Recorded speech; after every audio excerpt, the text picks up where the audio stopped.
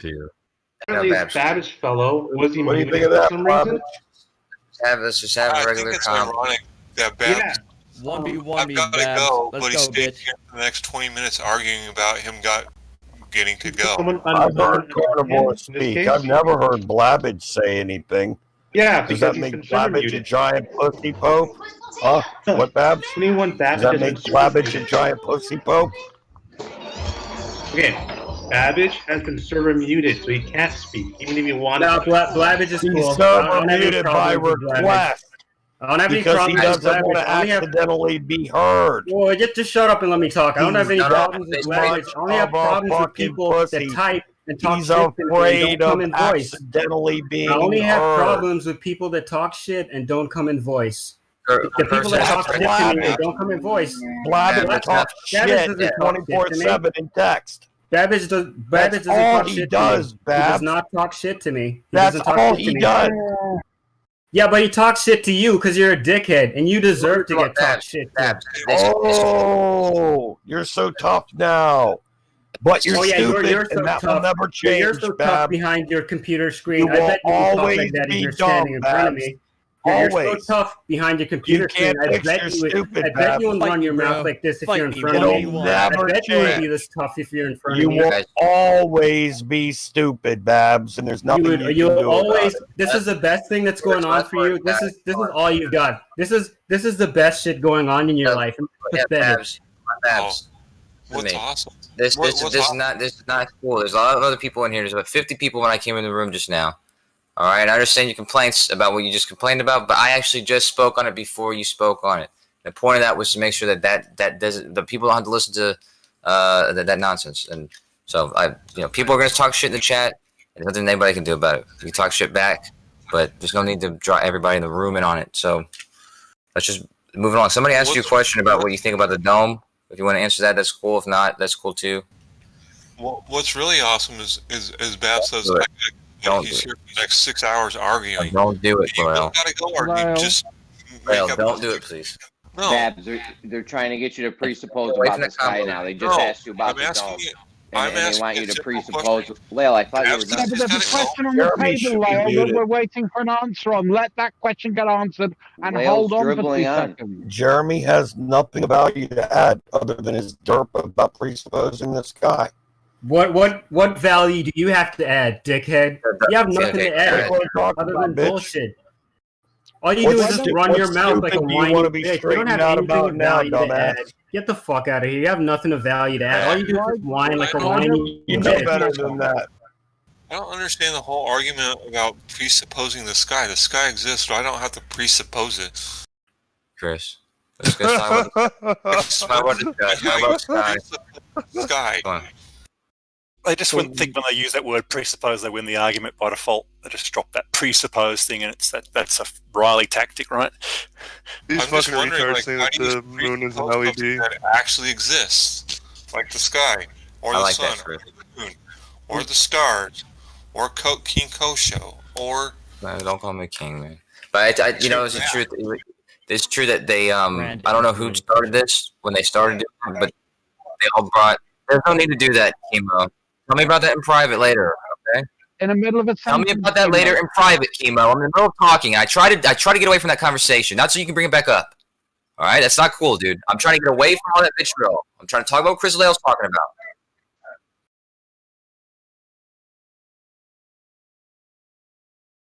Chemo, I need you to go walk this off and stop speaking to me, please. Because if you were here for that bullshit and you're going to tell me that bullshit, I'm going to scream at you, dude. So stop doing this. Go do something else for a minute and stop bringing this shit back up. I'm going to talk to Chris Lael about what he just said. All right? I was in the middle of a fucking thought. I'm going to finish my thought now, Chemo. Chemo's the one. Yeah.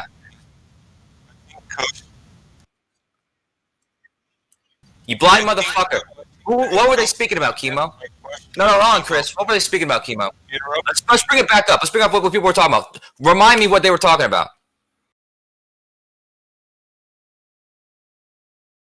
No, we weren't finding anything.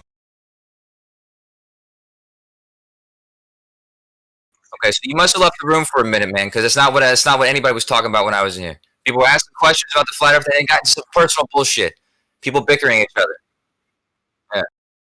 Yeah, the problem is that you don't know what's going on, Chemo. The problem is I was in the middle of talking to Chris Lale and you interrupted me. These are the problems. So why don't we alleviate those problems, okay?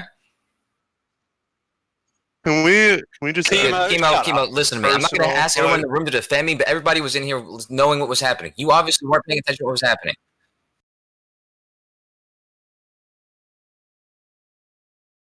I'm trying real hard not to say some fucked up shit to you right now.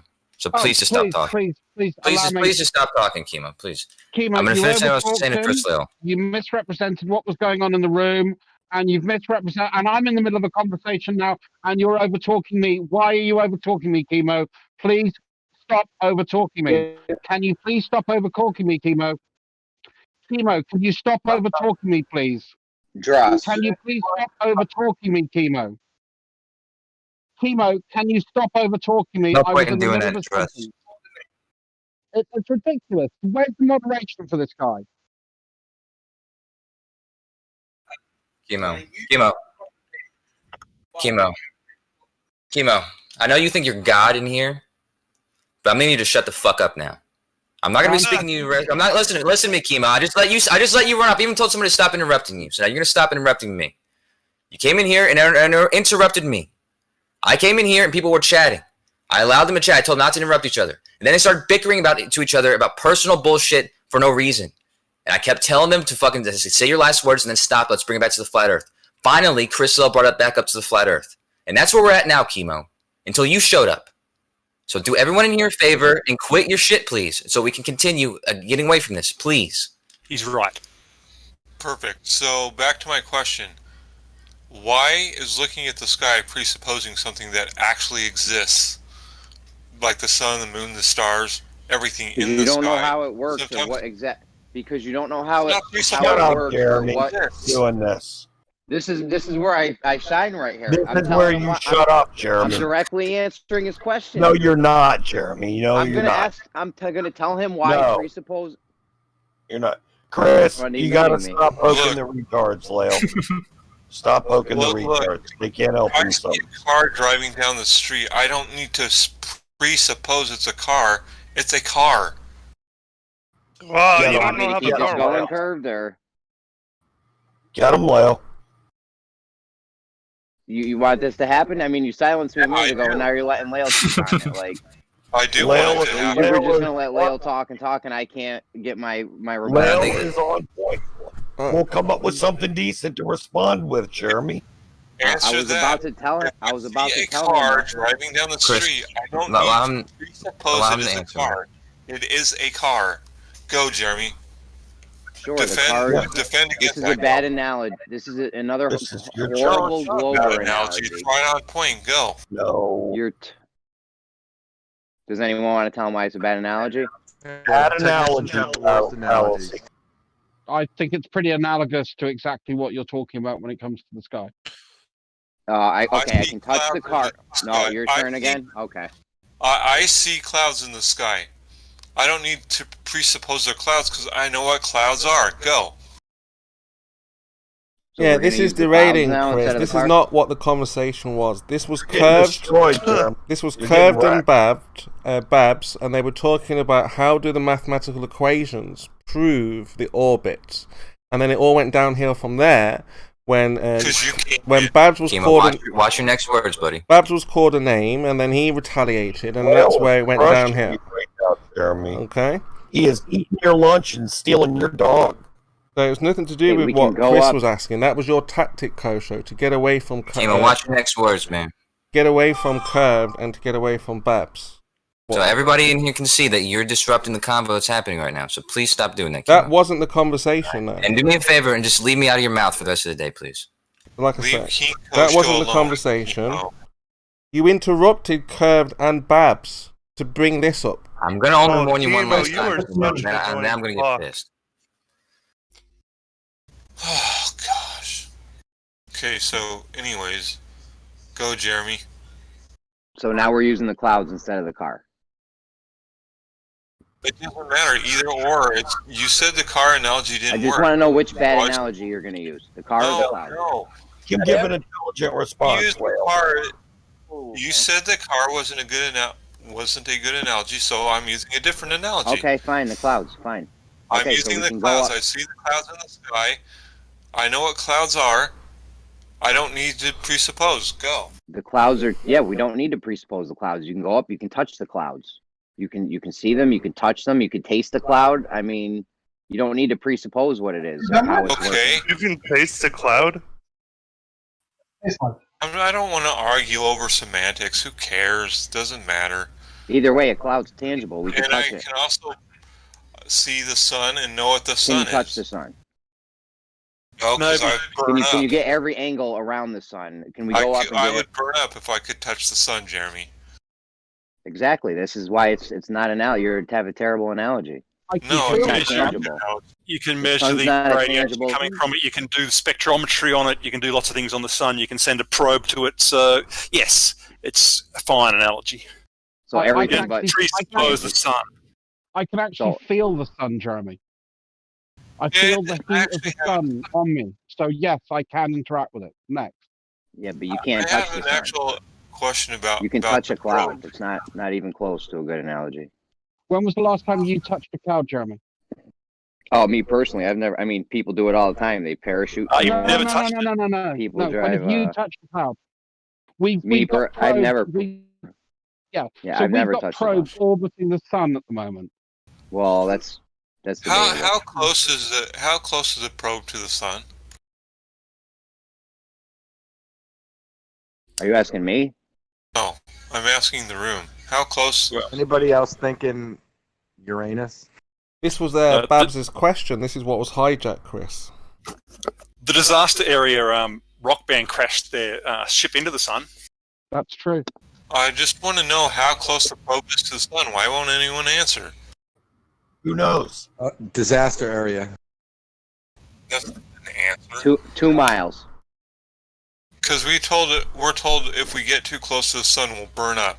But the better question is, let's prove how long something's flown at the sun before it blew up. All right, 2 miles, give or take. What do you do now, Will? How do we create something that doesn't burn up when it's close to the sun? Science. It's made out. Solar filter. Solar filter. Okay. Well, in a lot of ways, actually, that's true. They actually have a shooting on it. You pour some water on it, obviously. I think you're also dealing with the Emperor's I'm trying to be honest. This is what happens when you let Lael burn up because there's no atmosphere for the sun to heat it up in. This is what happens when you let Lael lead the conversation. No, be quiet, Jeremy. Okay, so I'm going to change the conversation, Jeremy, if you don't like that conversation. I claim the Earth is not flat. Provide one shred of evidence in the favor of the flat Earth. Not against the globe, but in favor of flat Earth. Go. You want to falsify your own claim. Remember, when I wanted to do it, it was stupid. Flat Earthers don't do that. Observational evidence. We see flat, therefore flat. Well, I see a Shelby Cobra, but that doesn't mean I own it. You haven't measured that flatness. This is observational science. Anything. It's observational science. I have to do new things to disprove your statement, you see? It's observational science. You look at something and you say, yeah, that water is flat. Just because I look at a Shelby Cobra doesn't mean I own one. Doesn't mean you looking doesn't do shit. You got to measure it, Chemo. You got to actually measure it. It means it's a cobra. Chemo. Also, we all have different eyes. Some of us are blind, right? Some of us have good vision. Some of us need glasses, right? Some of us are colorblind. So your idea of observation proves things, right? I'm just saying, for a simple analogy, is completely unbased. All right. Well, someone can see a different color, and then two people are saying that it's a different color. That doesn't mean scientifically they're different colors. So before you bring in your little eyeballs again, why don't you think about that? Well, if somebody sees red, if someone sees a red ocean and someone sees a blue ocean, it's still flat, right? Pause. I asked Jeremy specifically, and you interrupted, and you're sidetracking. I want Jeremy to answer the question, not you. Well, we've given the answer. What was the question? No, I want Jeremy to answer it. I claim the Earth is not flat. What evidence do you, Jeremy, have, not Chemo, Jeremy, to show that the flat Earth is actually flat. Well, anytime we make a Earth is flat. Go. Black swans. Anytime we make a horizontal, the water's not bending away from it. When do we make a horizontal? Every time water's on the floor. Can you give me an example when the ocean is at rest? I said water. Water at rest. It's not the ocean going away water. from the. It's not going away from the horizontal. Saying that it's not. Yeah, but to an amoeba, Chris, you know, a puddle is like an ocean, right? Jeremy, is water. The ocean water, it's you got waves the ocean and made of tides water, and yes or no? No. No, I vote no. Yeah, I mean, I'll go with no too. Can you show me any body of water that's at rest? Anybody? In the ocean, you got tides. Body of water at rest. The ice wall is at complete rest. No, it's not. The pieces are falling off at all. Not that part, and the other part of the wall. In the ocean, you have tides, currents. Oh my God. Yeah, exactly. The water in the ocean is not at rest, so therefore it can't be flat. We're not going to go with tides. We're not getting into tides. We have currents, waves, shoaling. Exactly. How about a big lake? How about a big calm lake? Exactly. There we go. There we go. How about a big calm lake? The ocean has tides, therefore it's not flat because it's not at rest. So it can't seek its level. Hey, Kurt, I have something I'd like to share with you. So anyways, back to my point. Give me one piece of evidence that the Earth is actually flat, or the planet is actually flat. Jeremy, go. When we haven't have provided any evidence. Will you straw man me with the ocean? The higher and higher I raise up, the sun. You just straw man me with the ocean. So how did I straw man? Because we said water at rest. You said the ocean. The ocean's not at rest. Yeah, how is that straw manning you? Because the ocean is made of water. The ocean is made of water, Jeremy. The ocean's not at rest. When you make a horizontal, exactly. So the ocean's not flat. When you make a horizontal and you have water at rest under that horizontal, it's not dropping away. Now, if you say it does, let's see your horizontal with the water dropping under it. When did you make this horizontal, Jeremy, that you speak of? I mean, I could do one right now in my bathtub if you want. But no, the lake, Jeremy, over a few miles. Something sufficient to distinguish the difference between level and horizontal. Okay, well, I haven't personally went that far, but if you're making this wild claim that the water... what are you talking about? If you're making this You're not very synthetic, are you? If you're making this wild claim that the water is if you're making this wild claim that the water is dropping, we're going to need to see this horizontal and the water dropping. You're making a wild claim that it's flat, Jeremy, and you've never measured. You speak of when you compare it to a horizontal that you've never made. You're being I made a horizontal right now. Lael has destroyed you, utterly destroyed you. I haven't made a... If a wave on an ocean can bend, what stops the ocean itself from being able to bend around a globe? Well, I mean, if you say that's what it's doing, let's see it. Waves do bend. It's tensile strength, Lael. Tensile strength of water. Water is the strongest object known to man. Strongest material. We build skyscrapers out of water because it's so strong it cannot be bent. Things curved. So let's see your horizontal, the water dropping, and then it's over. You got it. Yeah, I got one for you. No, wait. I just want to point something out, Jeremy. The challenge was for you to produce something that's indicative of the flat Earth, and you basically just admitted you got nothing. Oh, look! Well, I do have a horizontal. Last point. If you say you've done a horizontal across your bath, then I would like to see the instrument that you're doing that is accurate to 1 degree over 70 miles at that distance that you're measuring, which is going to be so fucking difficult. I don't think there's probably an instrument on Earth that will do it. Jeremy. It's Lael's turn to talk when you're done. Hey, Jeremy, look at that picture I just posted. Look at the picture I just posted. Water is bending. No. Okay. If water bends like that, why can't it bend around a sphere? That's not possible, Lael.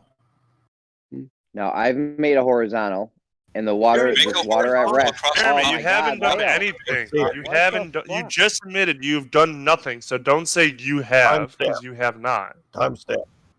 Timestamp. Don't bicker with them. Timestamp. There is a problem compressing the things, causing a curve horizontally. I think there was like a. You're full of shit. In that. No, I think there was. That's absolute nonsense, Don. You know it. Come on, guys. Be fair to the. No. Come on, Don. Don, quit derping your lies. Not derping, dude. It's been demonstrated, dude. You're straight up derping. Straight line. We've compressed it and we've shown curve. This is why. Who's we and show us? Show us the data. Why isn't any flat earther ever shown real data? My God. This is an agreement. That's why I thought this was an agreement. Did you hear me trying to talk? This is why QE doesn't come in here, because you can't have a reasonable discourse. I'm glad you ask me a question. Then Lael jumps in. There's then someone 800 else people in here. Yeah, because you can't provide evidence. You're blaming me. So you all need to take a page out of someone's book. I don't want to say take a page out of Jeremy's book because he won't do that, but just try and consider what he's saying, because it is making it difficult for people who are listening in, and also people who are trying to speak to get their opportunity to speak. So just be courteous to people you hate. But it gets annoying when these guys they demand evidence, right? And then we say, okay, fine, we can't point it. And then a day later, we ask them to prove their argument. They say, oh, we don't need to falsify anything, or I've done the test, or I've done this, but nothing needs to be shown. So it's just they can't keep their own rules. They can't follow their own rules. It just gets so annoying, because then it's just a pointless argument every single day. Well, because my point is that the Earth is not flat. That is my claim. Prove me wrong. That has been my claim. Okay, yeah. So, Jeremy, just for you, guys, just want to get a point out. So, Jeremy, just for you, I've posted a picture of curving water on the Earth. It's under my handle. Chemo is a rent boy. I'll repeat that for you. Chemo is a rent boy. And you'll see that picture there quite clearly. Thank you. That's what I thought y'all were going to go at when you talk about curving water. Just show the whole thing. See, it's curving.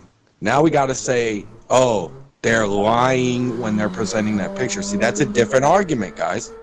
So after talking to Jeremy for months now, we're still looking at pictures of the fucking of what again? You see, Dr. Smoothbrain there, the thing is that, your explanations are not, they're not scientific. That must be Chemo's cue. And because they're not scientific, you're just giving us rhetoric. In the middle of. All right, Chemo, let's do this. I'm ready for you, buddy. I'm sorry, Lil. I've had my coffee. I just want to make it clear. It's not the person whose handle is Chemo is a rent boy who's speaking. It's just Chemo.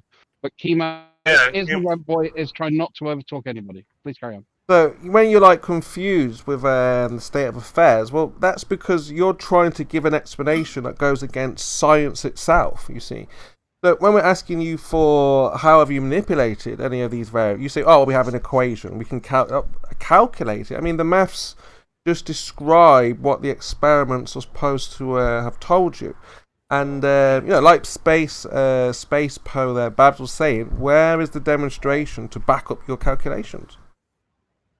We don't have to manipulate. Yeah, and see, here's the problem with what you're saying, right? That's like whether we can understand American only, right? Yeah. Chemo, I have a question for you. Well, I did kind of ask Smoothbrain, and everyone just overtalked. The new ball earthers are so rude to one another. It's unbelievable. Yeah, you keep on putting on me claims that I've never made. The claim I make is that the Earth is not flat. Provide evidence for that claim. I've never made any claim about formulas or anything else. My claim is that the Earth is not flat. Provide evidence. Smoothbrain. Let's get back on track. So, like I said, what you guys are struggling with is the idea that your explanation is scientific, and when questioned on your method, well, we find it's just what you believe, what you think, what you theorize to be true, right? Yeah. So my issue, right, is that you just said what I can observe, right, is factual, right? No, I was joking because that's what you guys say. I look at something in the sky and we know what it is. So of course you can't. Of course you can't know. Okay. Yeah, so I like the idea that the Earth is not flat. I'm not going to argue for anything else. That I'm just going to argue that the Earth is not flat, right? Which is fine. My problem comes up is that y'all, right, can't seem to agree upon your own rules. And anytime we ask for evidence, right, to have a nice, civil, intellectual discussion, you always take the position, I don't have to prove a negative, right? Which just shows me that you don't have the evidence, or you claim that I have to go do the research. Where everyone in here can just slap thousands of papers to support our claims, and you simply just say, oh, they're lying. So it just makes you sound just like a numpty. Yeah, of course. I mean, if you just try to provide a paper, I think, yeah, most flat earthers will just say that's nonsense. But if you have the experiment to go with that paper, then I think you'll find most flat earthers will take a look at that for sure. Papers describe experiments, Chemo. That's what papers do. They describe experiments. They are the data. They are the proof that the experiment occurs. This is how the enterprise of science gets done. Well, this is where we dismiss papers. They are the gold standard of scientific evidence. This is where we question, like I say, your method, because when we do get into the ins and outs of how you go about. The scientific method. I think it's brought us sort of 300 years of prosperity. Is that what you're doing? You're questioning the scientific method. No, so of course you're saying they don't follow the science. They don't follow the scientific method. We went over this yesterday. You guys have no science. Of course, you say you have data. I think that's where you think again that you have the experiment to go with the paper. So in your mind, when you say like a paper, you think papers are written from experiments. The paper doesn't come first. The experiment comes first. That's my point. That's my point. Like you're saying here now, you're saying, well, of course there's an experiment. Absolutely. So when we say to Dr. Smoothbrain here, where is the experiment with your paper? He kind of breaks down at this moment, and that's why with Babs earlier on, the discussion kind of went south. All right, Kima, let's do that, right? Well, I've heard you enough times. Yeah. I want your definition of what you consider evidence.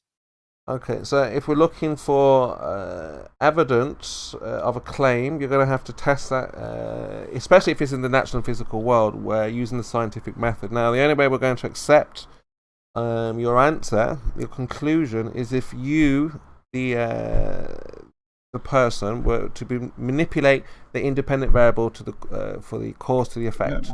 That's the only way. That's the only way that we will. We asked you what your definition of evidence. From now on, I don't wish to talk to you because you're useless. Because you're saying that because I can't be God and alter volcanoes. Volcanoes aren't real. No. What we're saying is that that's not science, is it? I mean, if you have an observed phenomenon, and you want to know what the cause is, you would just test it, right? How do you test a volcano, buddy? That's a naturally observed phenomenon. Well, what causes it? It's the movement and the crust beneath. It's, I mean, I don't know the exact. I don't know the exact causes, but from what I understand, but rest assured, if you went through the method, you would know the cause because you would predict the cause, you would test it, and you would have a conclusion. No. Okay, perfect. Under the scientific method, you would have a hypothesis. Absolutely, your hypothesis is your predicted cause. Do volcanoes exist?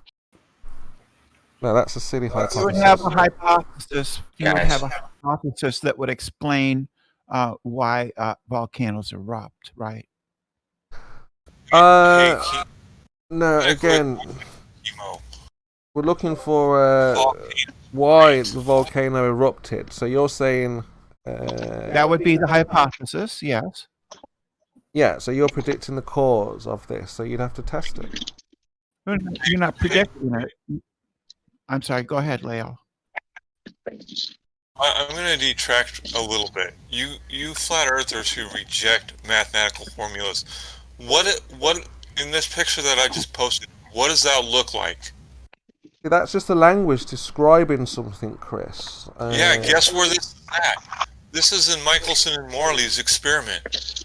They use mathematics to formulate and describe what they were trying to find. Mm-hmm. So you guys who reject but math, look, let's go back to Dr. Smoothbrain's confusion about... No, we're talking about Michelson and Morley using mathematical formulas to describe the ether. Who's got the hot mic, by the way? The ether, and guess what? If you're going to reject mathematical formulas, you have to reject the ether, because Michelson and Morley were using math to show Jeremy, I think you've got a hot mic. Oh, I'm sorry. Hold on. Don't mute me. I'll mute. Okay. Oh, my bad. All right. Yeah. So this is what we expect anyway, Dr. Smoothbrain. Like your capitulation, because you're realizing. Well, like you just said, I'm not God. I can't manipulate these independent variables, which is why we advise you not to make these claims. Just go with what can be tested, and just be clear on the fact that you assume this is what happens if it's an assumption, without any. That's not how science works, Chemo. Science works by observation. I don't know who muted you. Who muted Jeremy? Who muted Jeremy? I'm sorry, what? Someone's muted Jeremy. I don't care. Science doesn't work that way, Chemo. It works by you make an observation, you ask a question, you form a hypothesis, and then you design an experiment to test the hypothesis. You were muted, Jeremy, right? Well, yeah, I mean, Brendan, that's pretty much, you're right. Yeah, so whatever you think in the natural and physical world supports your heliocentric model, you don't have an experiment for that. So, for example, let's take Earth. Let's take, for example, hold on, Brenda. Let's take example Earth turn, Earth spin, rotation. So you've got a device which you say tells you the Earth is spinning, like the pendulum. You know, you say, Bob, thanks, Bob, that thing. So, in order to know if this was scientifically valid, we would have to manipulate the Earth turn to show that this is the cause of Bob's machine, that it's given us the measurements that it is. You see, like the volcano, we can just observe the fact that it does it, and then we can ask why. So that's Brenda's got Chemo is we've kind of moved a step beyond that, because we have objects in space looking at the Earth, and we can observe the turning of the Earth. So that's something we've done for quite a while. So we've now moved the Earth rotating to the same position as a volcano. We observe a volcano. Why do they happen? We've observed the Earth turning. Great. Why does it happen? So we're now a step further down the road. Did Brenda say she had some science or some globe science? Let's hear it. Well, no, she understands the method very well. But I'm just saying here to Dr. Smoothbrain, well, here and to Druss, here and to Leo here also. Like I said, this... Let's hear some globe science. Anyone, let's go. Well, their science would be the gyroscope. To show ether. So the gyroscope is supposed to show Earth turn, but we've got to show that the Earth turn caused the the gyroscope to rotate, and the only way to do that, obviously, would be to manipulate Earth turn, which is obviously something we can't do.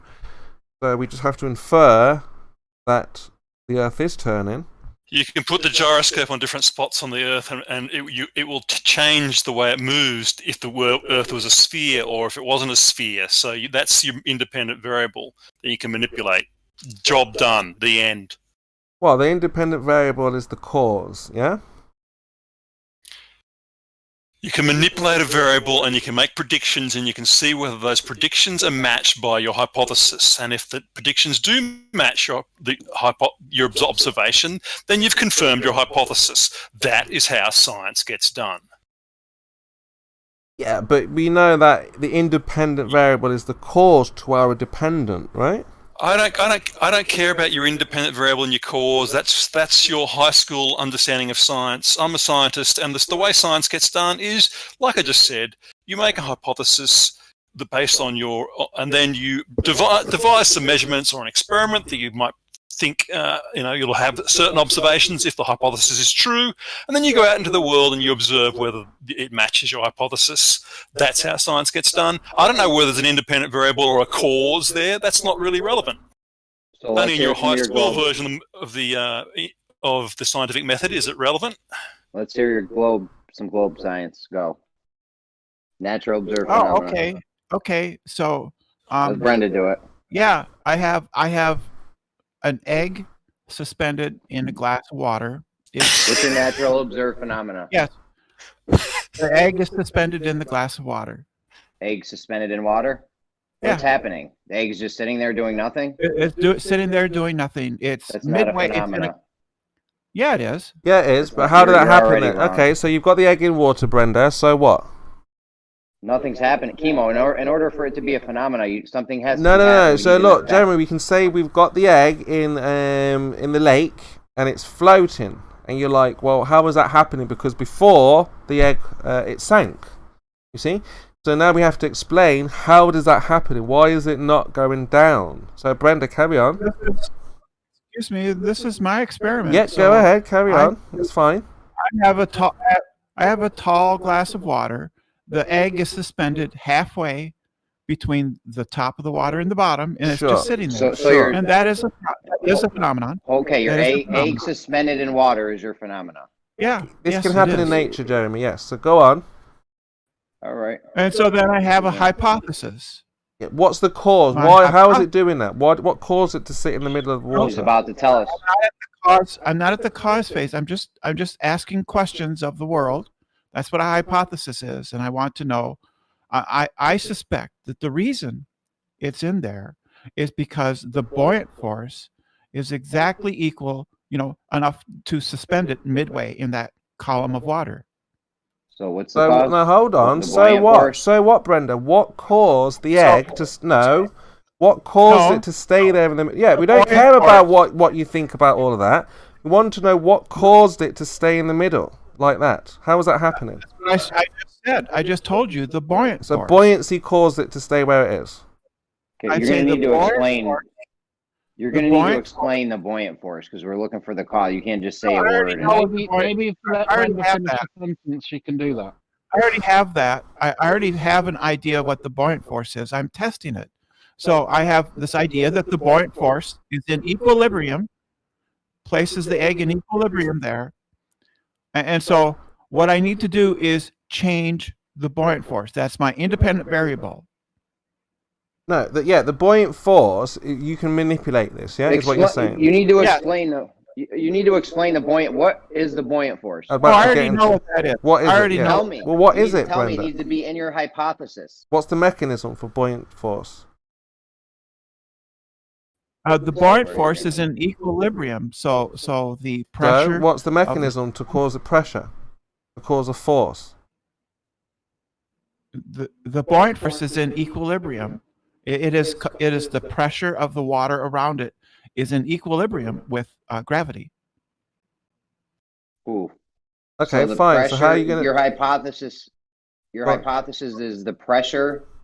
Well, my hypothesis is the buoyant force is in equilibrium with gravity suspending the egg in the water, and so my independent variable. You realize you have space-time bending in your hypothesis.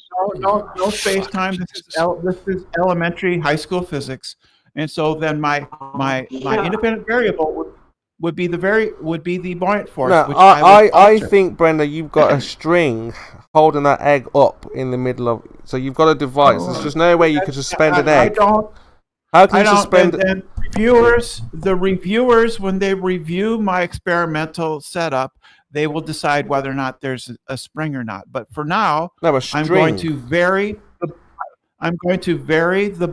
buoyant force by changing the density of the surrounding medium. Yeah, but what is the buoyant force? What is it? What's the mechanism? I already know what that is. I already know what that is. I'm testing it. Tell us what the buoyant force is. This needs to be in your hypothesis.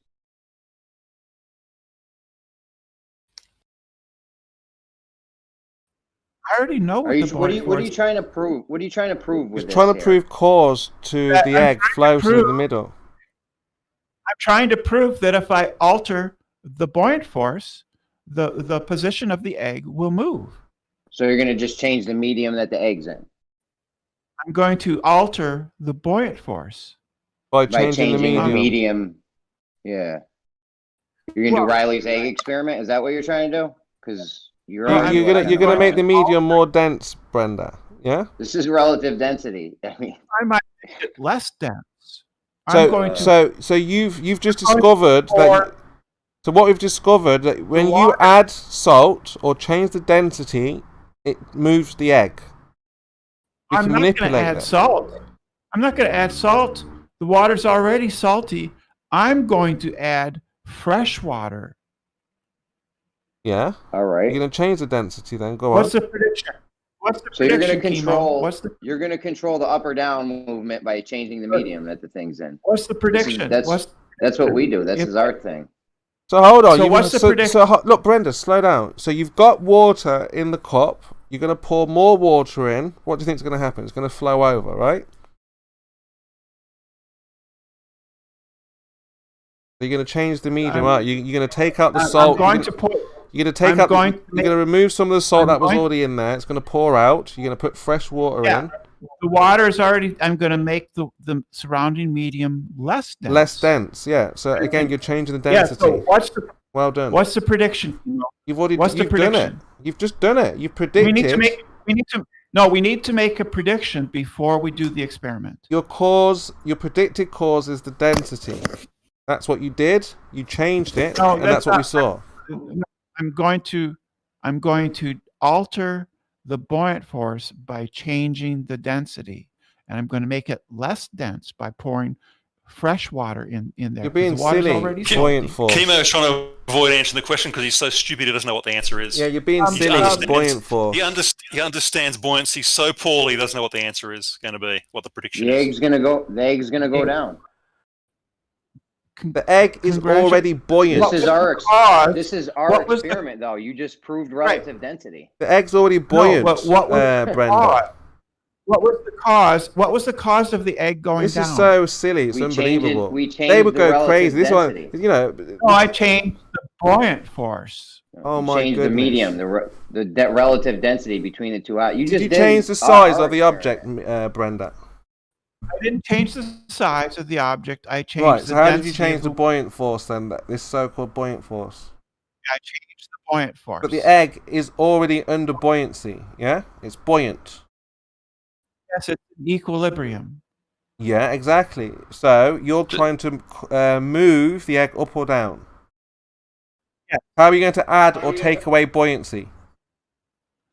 By adding fresh water to it. I'm going to lower the density of the water. Yeah, but fresh water is not buoyancy, Brenda. Chemo just reveals how dumb he is. He doesn't even understand the concept of buoyancy. He doesn't know how it works. Well done. Hey, exposed. Tony, are you there?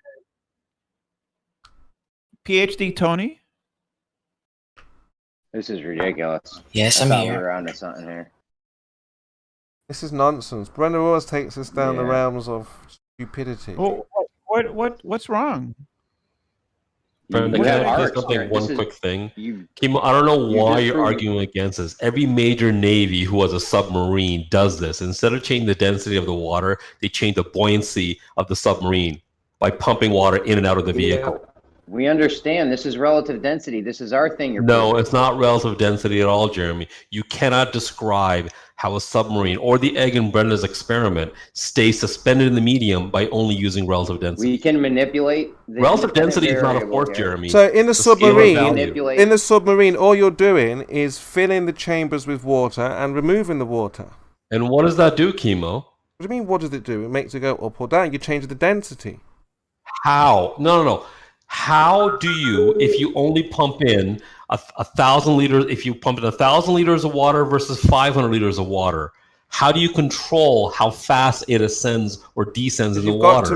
You can't do that with relative density. You've got to make the submarine. Your claim is bullshit. You've got to make the submarine. You cannot describe the dynamics of what happens in that scenario by using relative density. It's impossible. You've got to make the submarine lighter or heavier. You're talking words, and you know what? How do you make the submarine lighter? You cannot formulate any mathematics to actually design. What is so difficult about this rocket scientist? At the end of the day, that's what you need. You need a control system to be sure you know the submarine is going to behave a certain way and move a certain way. You cannot do this, Chemo. It's very simple. You got to change. You got to change what the if it's lighter or heavier. Listen to what I'm saying. Your words mean nothing until you can formulate it and show me that I can put it in a control system. No, mathematics won't tell you anything like this. And Jeremy, you have nothing more to add to this except Kiwi's rhetoric. This is all you've been doing for the past couple of days. Have you memorized some of his speeches or something like that? Because I've noticed that about you the last few days. You're just parroting everything that he's been saying. You have no originality. You do not understand science one single bit. That's a fallacy. You don't understand fallacy. They're just upset because they've lost their globe, their gravity, their science. You know, it's annoyingly frustrating listening to you spout the same shit day after day with nothing new to bring to the table. You're a rocket scientist. Surely you have some science, globe science. I do, Chemo. I know how to design a control system. I know how to do dynamics. I know how to do physics. You can do none of those. You go against physics if you think you can have a vacuum without a container. That's not physics. Physics says you can't have gas pressure next to the vacuum. You can't have gas pressure without the container. That's not physics. It's a false dichotomy. It's a total misnomer. Physics. That's not even what the model is. Sorry, Ben. You have no idea how to apply science, rocket scientists. The flat earthers are claiming that my scientific experiment is not scientific. So could they point out the flaw, please? Yeah, your shit is trash, Brenda. I'm sorry. Brenda, it's a joke. I can't even believe it. You know, it's in. How I would correct it? What would I do differently to correct for my your proposed errors in my experimental? Well, in your hypothesis, you said the buoyant force, but then you went on to manipulate the medium that the water is in. So I don't know why you used buoyant force. You should have just used the correct hypothesis. How do you calculate buoyancy? We're not worried about calculate. We're worried about cause and effect when we do science. Yeah, we are. That's kind of the whole point. Yeah, generally we should calculate it, right, in order to estimate. Buoyancy requires gravity. So again, it's not that it's buoyant; it's relative density. That's what we're dealing with here. The submarine buoyancy is not relative density, but it does have to do with the density of the medium that the object is in. So what would I do differently? Buoyancy includes gravity.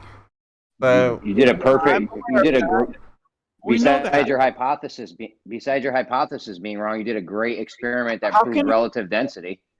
How can a question be wrong? No, you did a great experiment that proved relative density. No. How can you said my hypothesis was wrong? Yeah, because you said buoyancy is the cause. Because you said buoyancy is the cause. You guessed wrong. It wasn't buoyancy. It wasn't buoyancy. It was the relative density in the mediums. And you proved that when you changed the medium. You proved it when you changed the medium. No, you can't say that a question is wrong, and you can't say that buoyancy is not involved because I changed the independent variable, which was the buoyant force, and it caused the egg to move. Medium's density.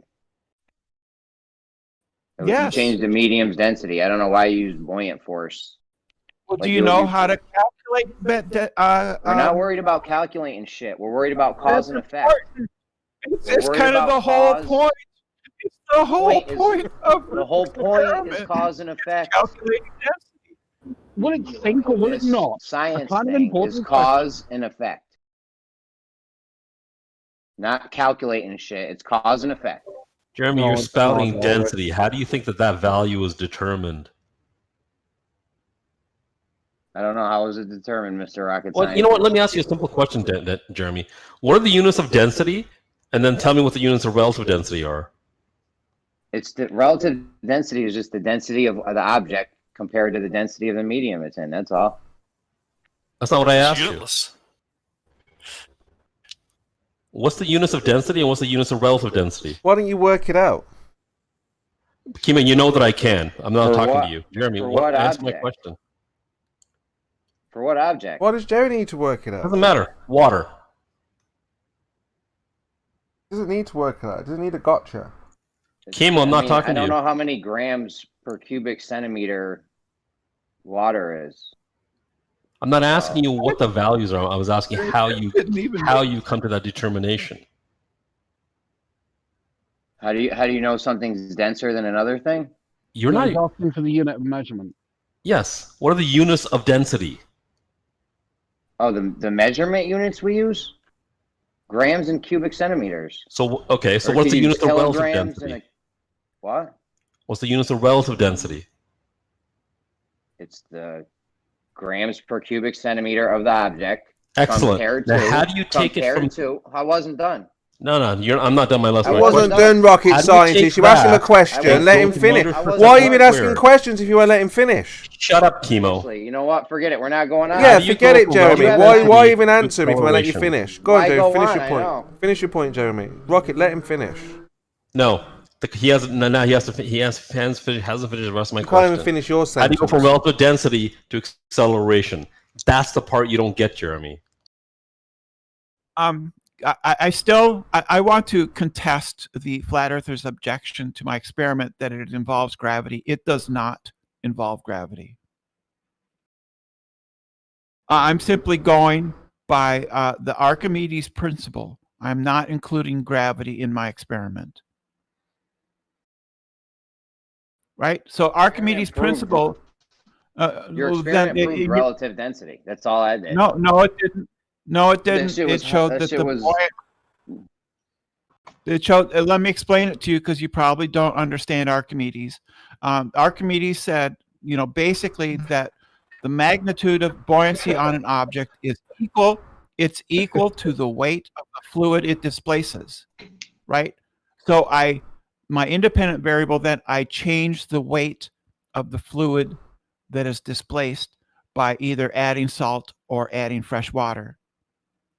That's the buoyant force. So I altered the buoyant force by changing one of the factors that affect buoyancy, which is the density of the fluid, the volume of the fluid displaced. That would have been another way to do it, or the local acceleration. How do you control the direction then with your buoyancy force? By making it either more dense or less dense. No, because not density. Not density. Buoyancy. Change the buoyancy. You sure are saying density a lot. Archimedes, yes, that's part of Archimedes' principle. And medium. That the magnitude of buoyancy on an object is equal to the weight of the fluid it displaces. Can you control the rate of the object falling with buoyancy?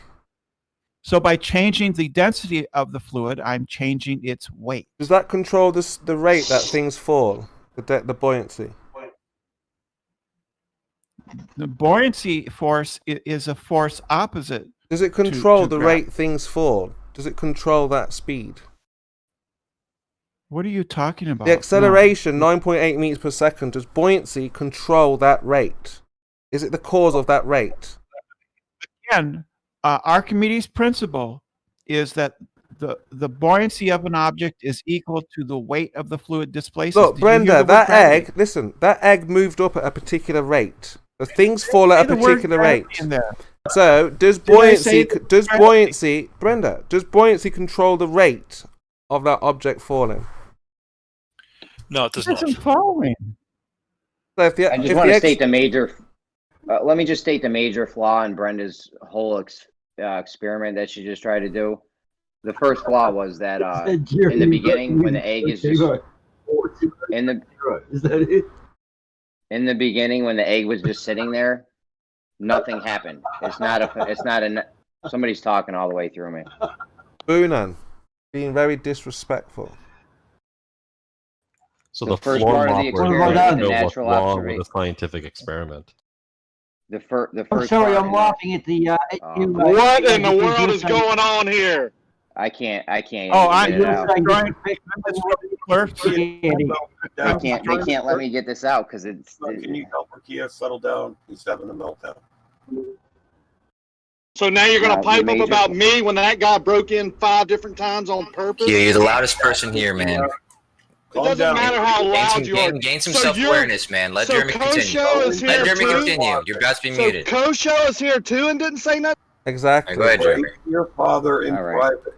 What on earth? Right, okay, so if this is what's going to happen, this is what's going to happen, Kosho. If they interrupt, Jeremy. If you got Buoyant, you got Cypher, you got any of these guys interrupting, then we're going to take Kosho's action. This is how Kosho's deemed a conversation should go. I'm telling you, don't fuck with me. Don't fuck with me right now, man. Relax, Talk about it in relax. private. Let Jeremy continue. All right, just let me go. Now, the fatal flaw was that in our natural observed phenomena, the effect, the dependent variable we're going to have, there was nothing happening. The egg was just sitting there in the water. There was nothing happening. There was something happening. You need some kind of, you need something to happen. The egg, nothing's happening. The egg's just sitting in the middle of the water. Nothing That's happening. something. Where does it? That's Yeah, something. that's something. No, you have no movement. Nothing's moving or anything. An egg would not normally float in midair, would it? How do you have an effect if there's no movement? That's something. Equilibrium is an effect. You have no dependent variable. You have no effect. Nothing happened in your experiment. The egg is in equilibrium. That is an effect. It's so you an think effect. An egg just sitting. Oh, all right. You think an egg just sitting there doing nothing is an effect? Yes. That's incorrect. You're wrong. It's an effect because it's in equilibrium, which means the forces acting on it are perfectly counter to each other. Right, Dr. Smoothbrain, are you still here? I mean, Jay, I don't know if you want to carry on with this nonsense or not. It's up to you. No, I mean, we need to get to some real science and real understanding. Yeah, go ahead. So equilibrium simply means. Still here. Equilibrium simply means that the forces acting on an object are equal, and therefore it doesn't move. It doesn't mean there's no forces acting on it, and so there is. And so equilibrium is the effect of equal counterbalancing forces. Normally, something would either float on the surface or sink directly to the bottom. So the fact that it's floating in the middle of the water is, in fact, quite marvelous and is a phenomenon, right? Your everyday phenomenon is, something either sinks or it floats. So to be in buoyant equilibrium in the middle of the water is quite incredible. Yes. And so then I had my independent variable, which was the buoyant force, which I altered by changing the density or the weight of the fluid around it. Since I'm in the time of Archimedes, there's no Cavendish experiment. People don't have any theories of gravity, either Newton or Einstein. We just know that the buoyancy of an object is equal to the weight of the fluid it displaces.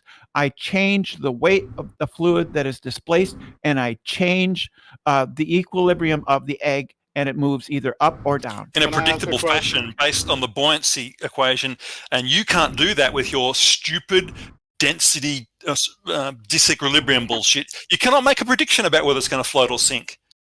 Do you want the definition of effect as a verb or a noun? Because either one of them, it totally annihilates everything you're saying about this being an effect. This argument is not going to be one on dictionary definitions. It's one on You're saying you have an effect and you don't. So clearly now we need to go to the definition. The egg is floating in the middle of the water. That's an effect. I just described that. That is an effect. They're saying they have net zero force. Net zero force is what they're saying. But Brenda, when you add fresh water and the egg sinks, what force are you adding? I'm not adding a force. Correct. So Brenda, it's not a force; it's only density. So Brenda, are you saying that you've got acceleration then without a force? No, I altered the buoyant force. But there was an acceleration, right? We saw an acceleration, no?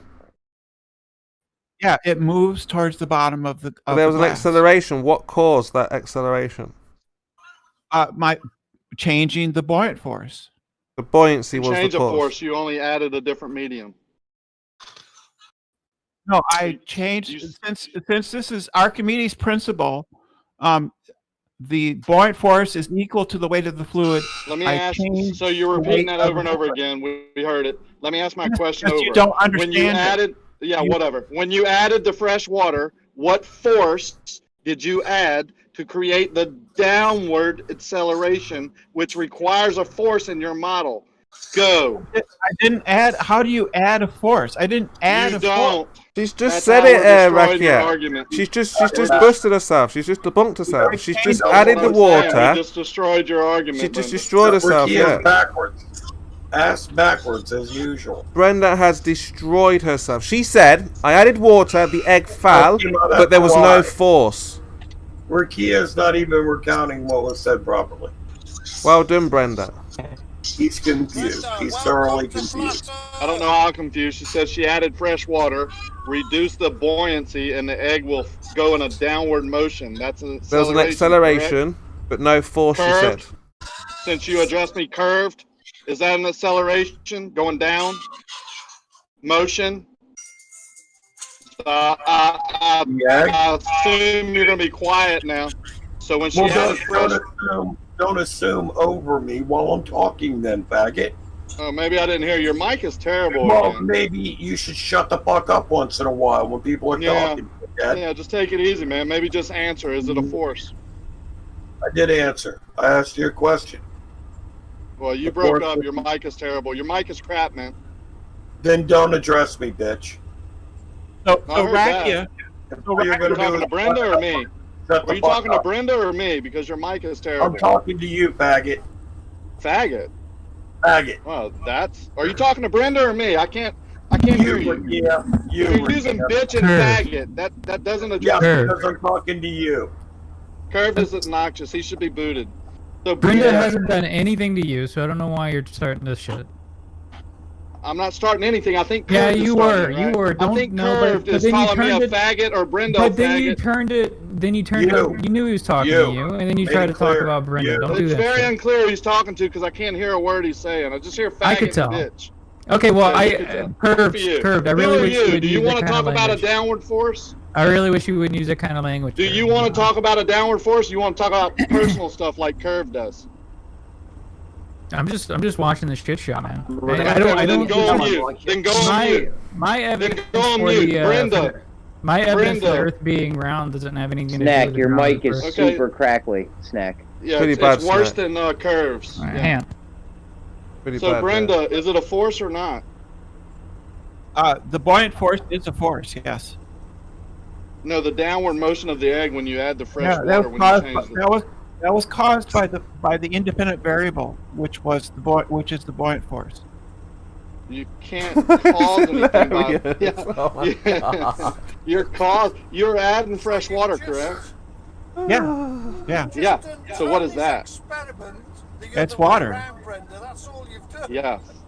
No, notice that no one's helping Brenda with this.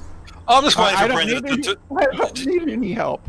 I'm sure Go it doesn't ahead. need any help, but she's the buoyant force is reduced, which means the balancing gravity. Previously, the forces were balanced. You've reduced one force, the other force then takes over. It's not fucking rocket science, Jesus.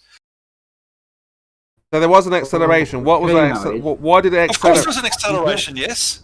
Why did it accelerate? People for laughing and doesn't.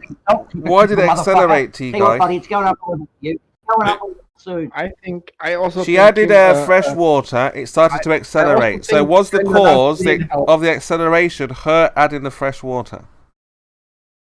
T guy. The cause. The cause. T guy, hold on, Brenda. We're talking about your experiment. Can we talk about it? I'm saying to T guy, does he agree with you or not? So I just want to try and find out. Does he agree that when you added fresh water, the egg started to go down? Did that cause the acceleration or not? Science doesn't really deal with this obsession about cause. We just describe a system, we manipulate it, we see what happens, and we make predictions. This idea of cause. That's fine, but I want to. But we see the egg go down. Why did it go down, T guy? Well, how? How did that happen? Do you care? I mean, fuck. Physics. Things will be stationary when there's no net force, and when there's a net force, then they accelerate. You change the net force. You've added it, so there's now a net force that's going to accelerate. I mean, are you seriously asking this question? Are you so stupid? yeah, I'm saying if she didn't add the fresh water, if she didn't add the fresh water, would it have gone down? Hey, Chemo, babe, come on, talk to me, Chemo. Well, I want to talk about your experiment. You've given your answer. You've said it's buoyancy. Really You've said you added fresh I water. don't know. What more do you need to say about your hypothesis and predicted cause? Chemo. In my experiment, I don't need to know what gravity is, which is what you people. I didn't say gravity. I'm asking T guy that when you added the water, was that the cause of the egg going down? That's what I'm asking T guy. Where would the acceleration come from? It comes from the buoyant force. So you added buoyancy. and that caused the egg to go down. No, that's a reification error. That's actually the proper use of it. Nathan doesn't know fuck all about reification. I changed the weight of the fluid since the weight of since the buoyant force on an object is proportional to the weight of the fluid it's displaced and the volume of the fluid, right? It's a proportional relationship. So I can change one. I could have changed the volume of the fluid, but I chose not to do that. I changed the independent variable. I altered the buoyant force. Because the buoyant force is a relation. The buoyant force is a relation. It's a proportional relation between the weight of the fluid displaced and its the volume of the fluid, the local acceleration of gravity. But I don't know about gravity yet. I'm living in Archimedes time. I don't know about gravity. I just know that if I alter the weight of fluid surrounding an object, I can move it up or down in a column of water. That's all I need to know. That's all I know, and that's all I need to know. And I can determine the cause is the buoyant force. But T-Guy, the egg was in the middle of the cup, floating. We added water, fresh water. The egg starts to move. The egg starts to... By adding water... Brenda, hold on. I'm asking T-Guy. T-Guy, the scientist. Yeah. Why can't Brenda answer? I mean, she's describing this. Because I accept why you want me to answer? I mean, because you're a scientist, right? You said. I'm a geneticist. So I'm not really an expert on floating eggs. So I'm not much more of a scientist than Brenda. I don't mind. Yeah, I don't mind people. All right, that's fine. I just thought you were an expert in this, that's all. Not much more of a scientist than Brenda. Brenda, what are your credentials? Oh, I graduated from high school. Okay. You don't need much more than that to defeat flat Earth. So we're not talking about flat Earth. We're talking about an egg. We're talking about buoyancy and downward forces, aren't we? Who brought up flat Earth? Well, you sound stupid, man. Are you sure? Because this is a the question was about what constitutes a good scientific experiment. I gave this as you weren't here, Rakia, but there was a dispute over what constitutes a good scientific experiment. And I gave this as an example of a good scientific experiment because I have an observed phenomenon, a hypothesis, and I manipulate the independent variable to determine the cause. You don't have any of that. Keep going. I'm liking what I hear. I like when you talk. Brenda, there is no such thing as buoyancy or gravity. It's either in equilibrium or in disequilibrium. And you can't show that you can manipulate buoyancy or gravity with direction or show that is an actual thing. You're just making things up. You've done the experiment, and you've showed us by telling us what variables you manipulated. You changed the density. You added fresh water, which changed the density of the medium, which caused the egg to fall.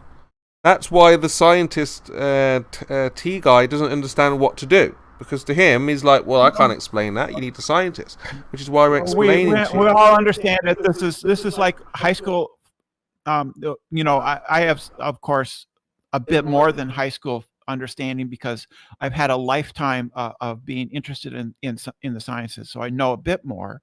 But I wouldn't call myself having any kind of anything. Yeah, close you to think a shoe is a phenomenon. So again, it's but she's all right. Brenda, you're very bright. You're very bright on the mainstream terms. We're questioning the mainstream, right? So we're not questioning you or what you know about the. What's wrong with my experiment, Rakia? Well, it seems to be density and medium based. You seem to be saying that a lot. I don't know why you even need gravity or buoyancy. Yeah, because that's what the buoyant force is. The buoyant force is the weight of the fluid. Theoretical, though, if you don't mind me saying. Yeah, all those forces seem to be just kind of in theory. No, they're real.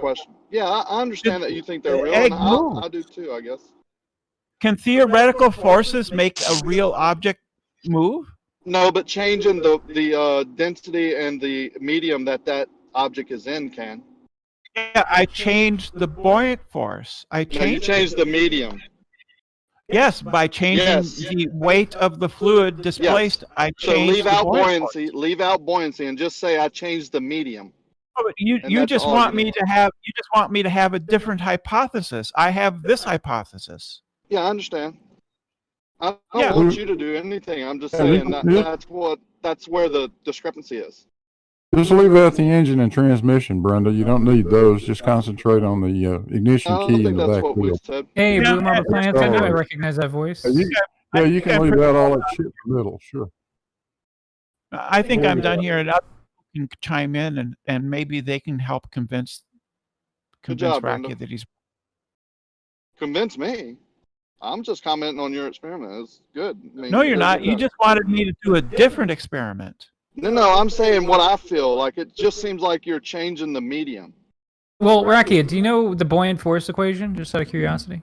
No, I know when I change the medium that something will react. Okay, so the buoyant force equation has a predictive capability. Unfortunately, I am pulling up to my pour, so okay, well, just look up the buoyant force equation and ask yourself what that little g is. Okay, I may have been wrong. There, you little might have g a natural invokes phenomena gravity, when with the egg just floating there. You might have a natural phenomena. So, Jeremy, hold on. So you jumped to a conclusion before actually looking into anything? This is so unlike a flat earther. It is. I jumped the gun a little bit, but I'll concede on this. You might have a natural observed phenomena. Yeah, but what you're including The here is hypothesis. you're including gravity in this equal and opposite force. When something's just equalized, it's at rest. There are no forces acting on it. If you change the medium, then it will either rise or fall. It won't just fall. Something that is suspended, something that is not either falling to the ground, something that is not falling to the ground. Let's just say that something that is not fully at rest, it's like something that is suspended in a fluid, is not at rest. It is not. There's different forces. It's just that the forces that are acting upon it are equalized. It's not at rest. What forces are acting on it? Well, you got the buoyant force, and then you got gravity. Gravity and a buoyant. What are you talking about? It's at rest. It's not going anywhere.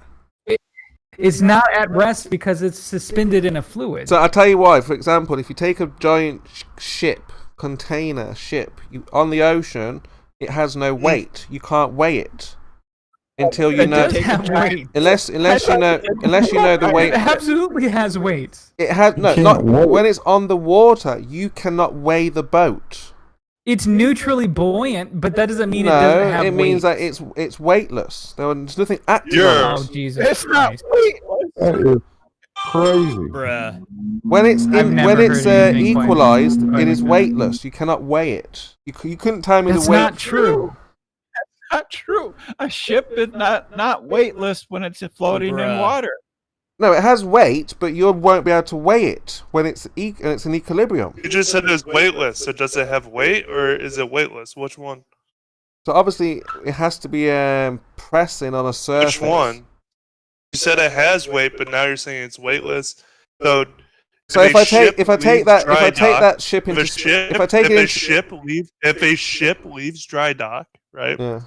And goes into the water, does it lose its mass? Yes or no?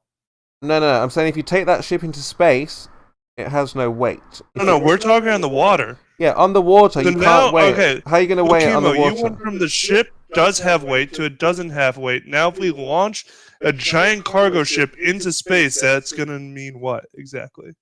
What? Would it need a force to get it up there, yeah? Why can't you answer my very simple question? Does the ship have Because you didn't answer my question. I said, how are you going to You didn't answer my question first. I brought it up, didn't I? You're not going to escape every single question. I brought it up that if it has no... How are you going to weigh it in the ocean? You said, of course we can. I said, how? How are you weighing it when it's in the ocean? Weightless. I didn't say, of course we can. I said, of course it has weight. Well, how did you weigh it? I'm saying the mass didn't change, buddy. But how did you weigh it when it was in the ocean? I didn't weigh it when it's in the ocean. Well, there you go. That's the point. You can't weigh it. You don't have to weigh it to say that something has weight. The reason why you didn't weigh it in the ocean is because you can't weigh it in the ocean. Hold on, 1 second. So you're saying you don't have weight right now because you're not on a scale. You weigh nothing? No, I'm saying that if I go... no, answer the goddamn question. Yeah, you're missing the point. That's why. Alright, here's the problem. You're saying that if it's not on a scale, it has no weight. My question to you is... No, I didn't say any of that. Right, You're missing the point. You're not standing on a scale, right?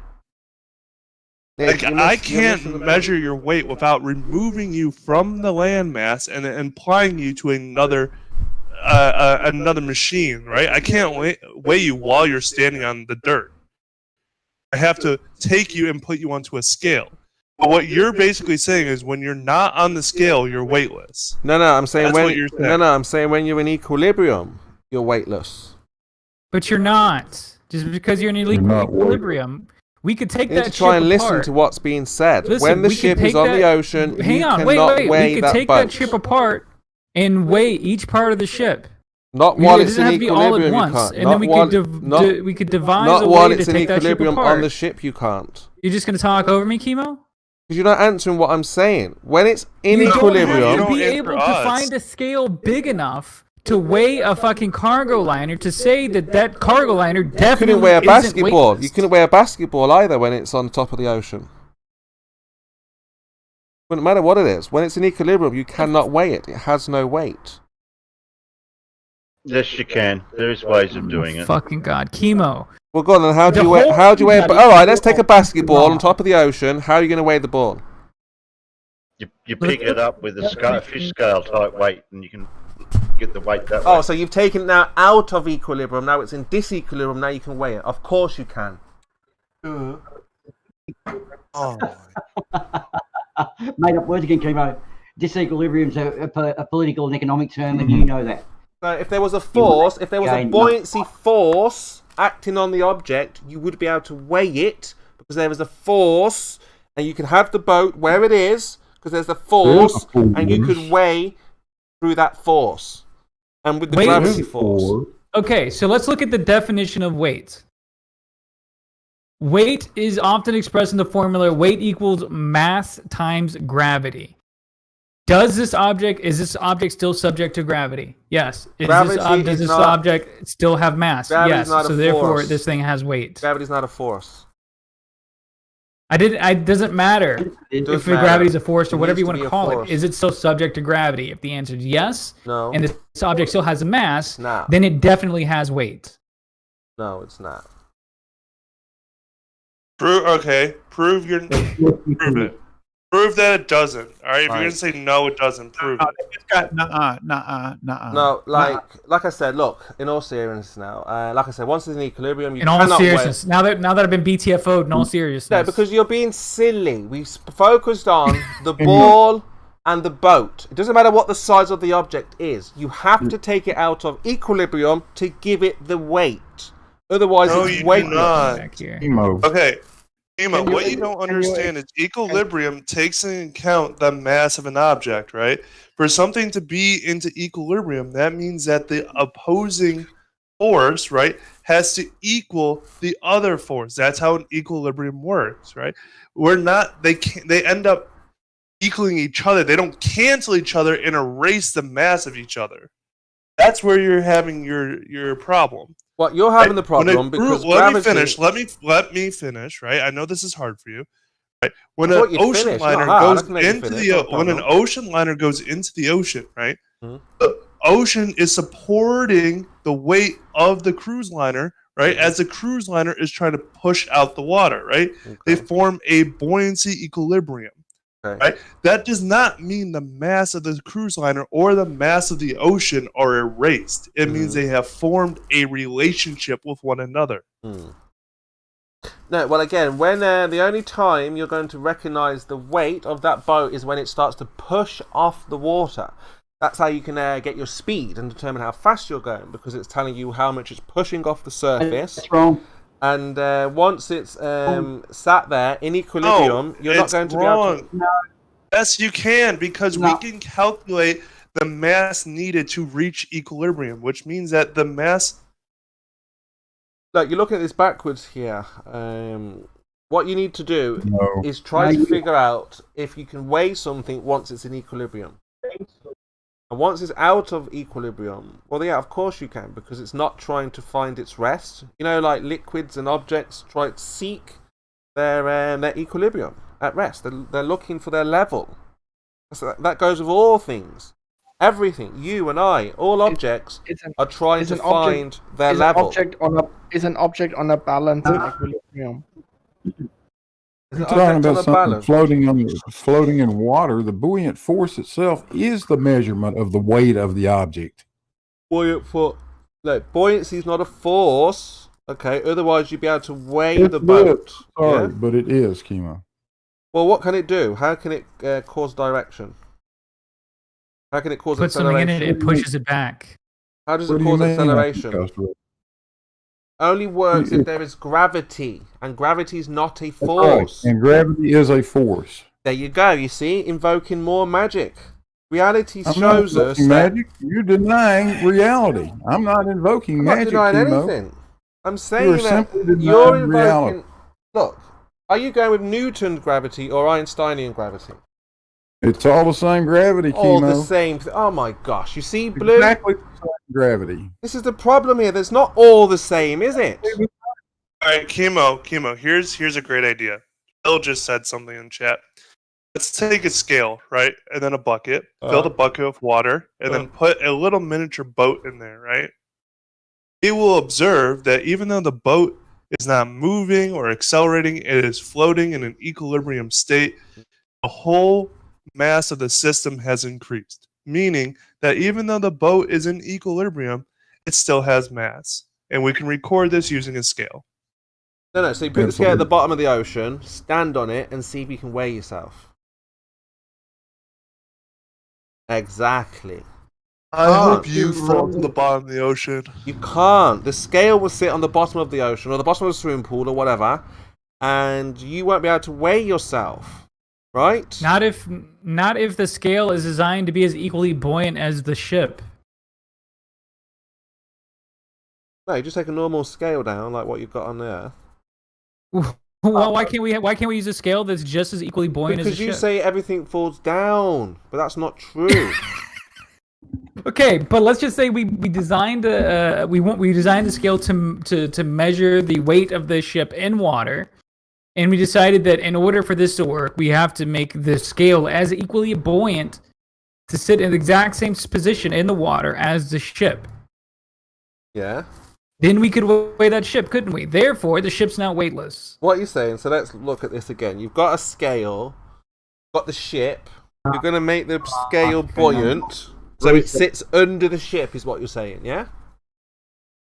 I said we're going to make it as equally buoyant as the ship itself. Yeah. So look, listen. So the scale that you stand on in the bathroom, you're going to put that underneath the ship. We're not talking about that. The ship won't fit in my bathroom, will it? No, it could be a toy boat. Any boat, anything that's in water. Could okay, be basketball, so anything. We'd have to design a scale that is equally buoyant. Well, go on, I'm listening. As equally buoyant as the ship. I'm listening. Show me how you can get the scale to give you the weight of the boat. Because they're both equally buoyant. Well, go on. Show me how that's done. Are you fucking kidding me? No, show me what you're talking about. When you're in air, listen, when you're in air, the things that you're in air with are equally buoyant, assuming that they have mass.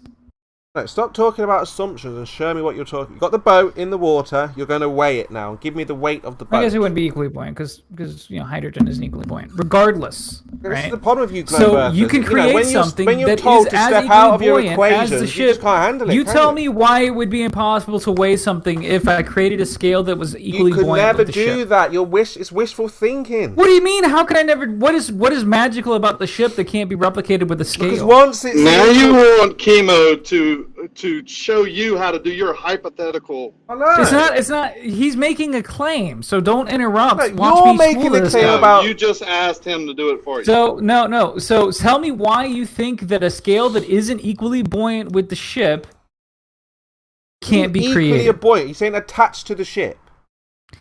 Is that what equally buoyant means? I'm asking you, is that what you mean? Is that what equally buoyant means? If that's not what equally buoyant means, and that's not what I'm saying.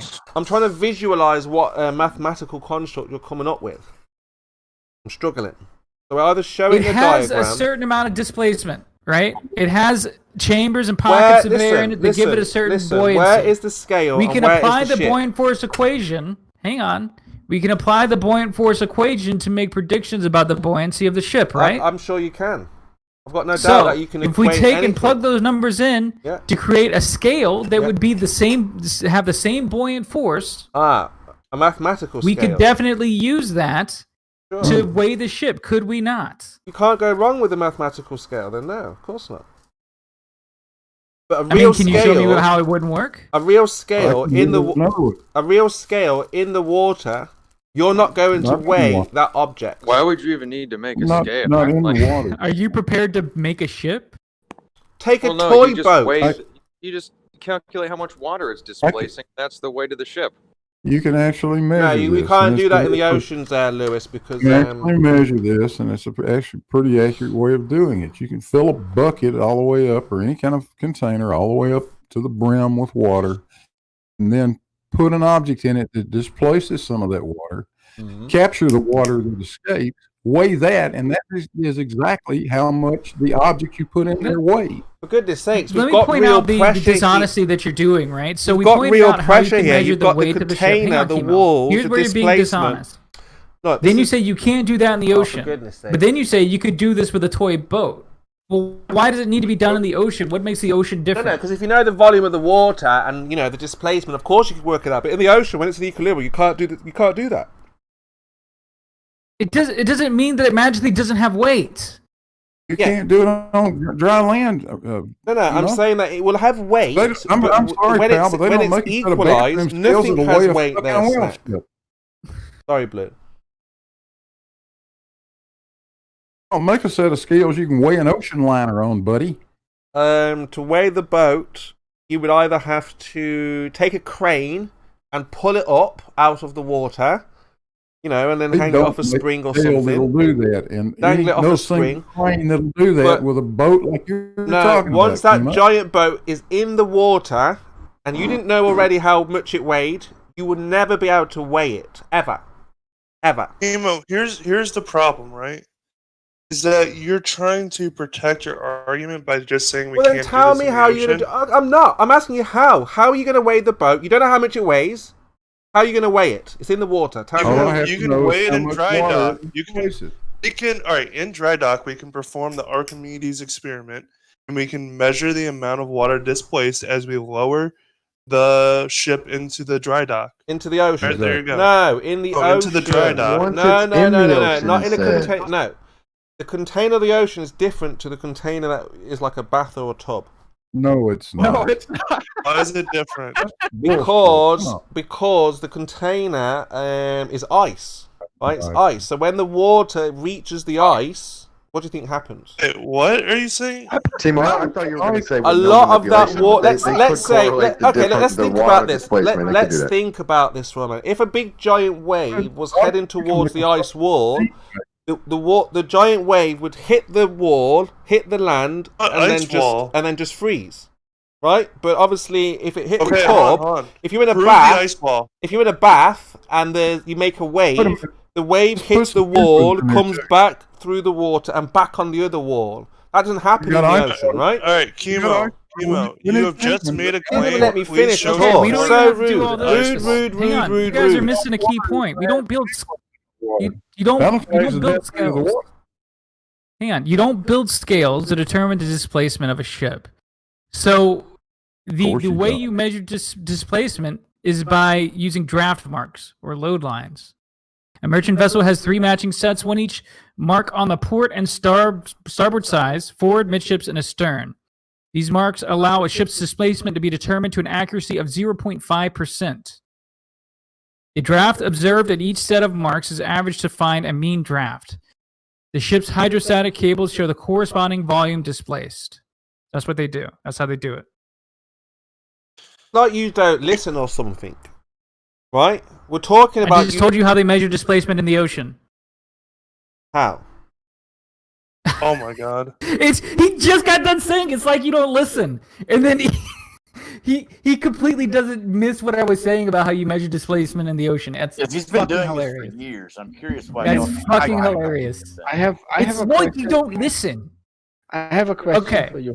The process of determining a vessel's displacement begins with measuring its draft. This is accomplished by means of its draft marks, or load lines. A merchant vessel has 3 matching sets, 1 mark each on the port and starboard sides, forward, midships, and astern.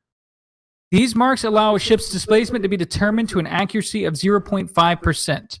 The draft observed at each set of marks is averaged to find a mean draft. The ship's hydrostatic tables show the corresponding volume displaced.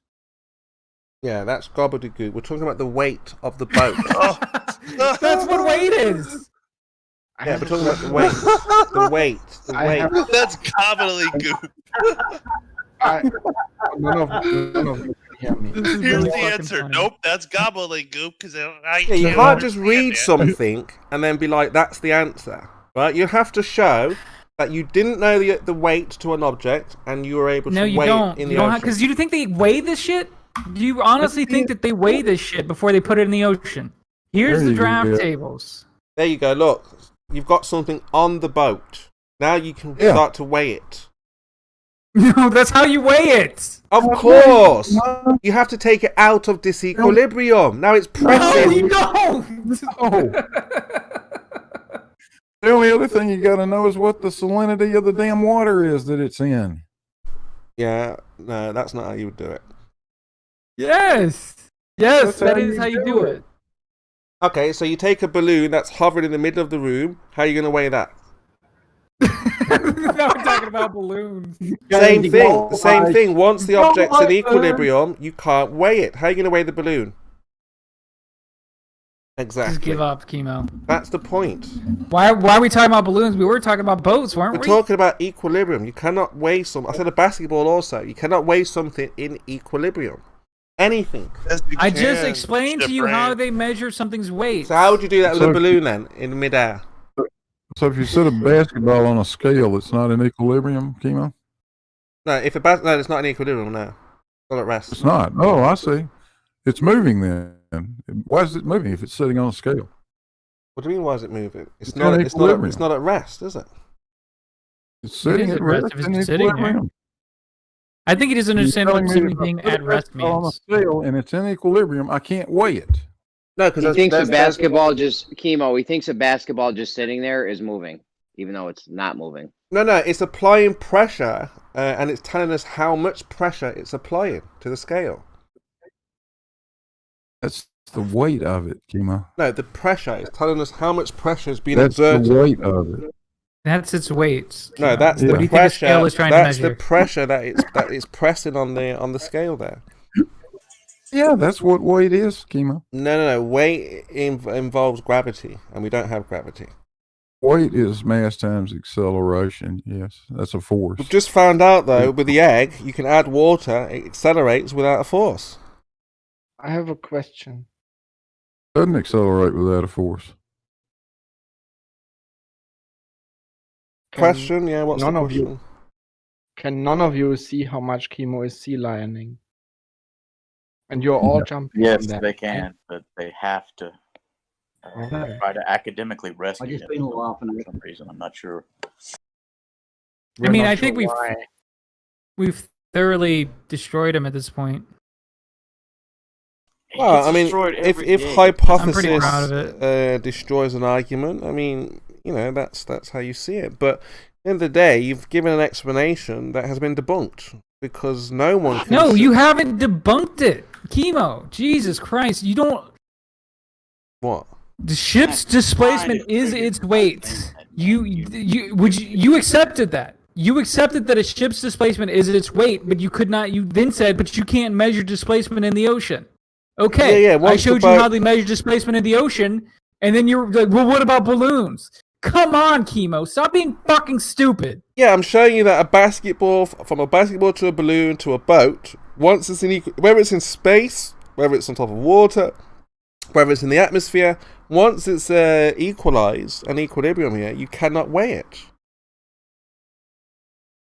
Very simple. In space, things have no weight. That's not what your original claim was. You In said the that atmosphere, there is no things weight. have no weight. You said it becomes weightless when it enters equilibrium. Yeah. That was your claim, that it becomes weightless. Stick to your claim. You said when something's in equilibrium, it is weightless. It's and we were saying weightless, it is yeah. not. You can't weigh it. Now yeah. that you're getting destroyed, you want to change your It's argument. weightless. You cannot weigh it. That's right. You can weigh it by checking its displacement, and you can determine its displacement using graph lines. Well, you can make all You gotta kinds quit of taking determinations, steak every but time. it's not a measurement of weight. It is. It's literally measuring its weight. No, that's not how you measure Wait, weight. To that measure is weight, weight. you need a surface Yeah. area. You need to press. No, you don't. No. That's one way, but that's not the only way. That is the only way. No, it is not. If you could show, like I say, you could weigh something in space or weigh something in the atmosphere when it's in equilibrium, then of course you could show it in the water. But you can't show either or any of them. See, Kimo, if you look up a boat on the internet, just look up on Google. It actually says the boat what it displaces, and it'll be 22,000 tons. It displaces 22,000 tons. Go look one up. You look like an idiot yet again.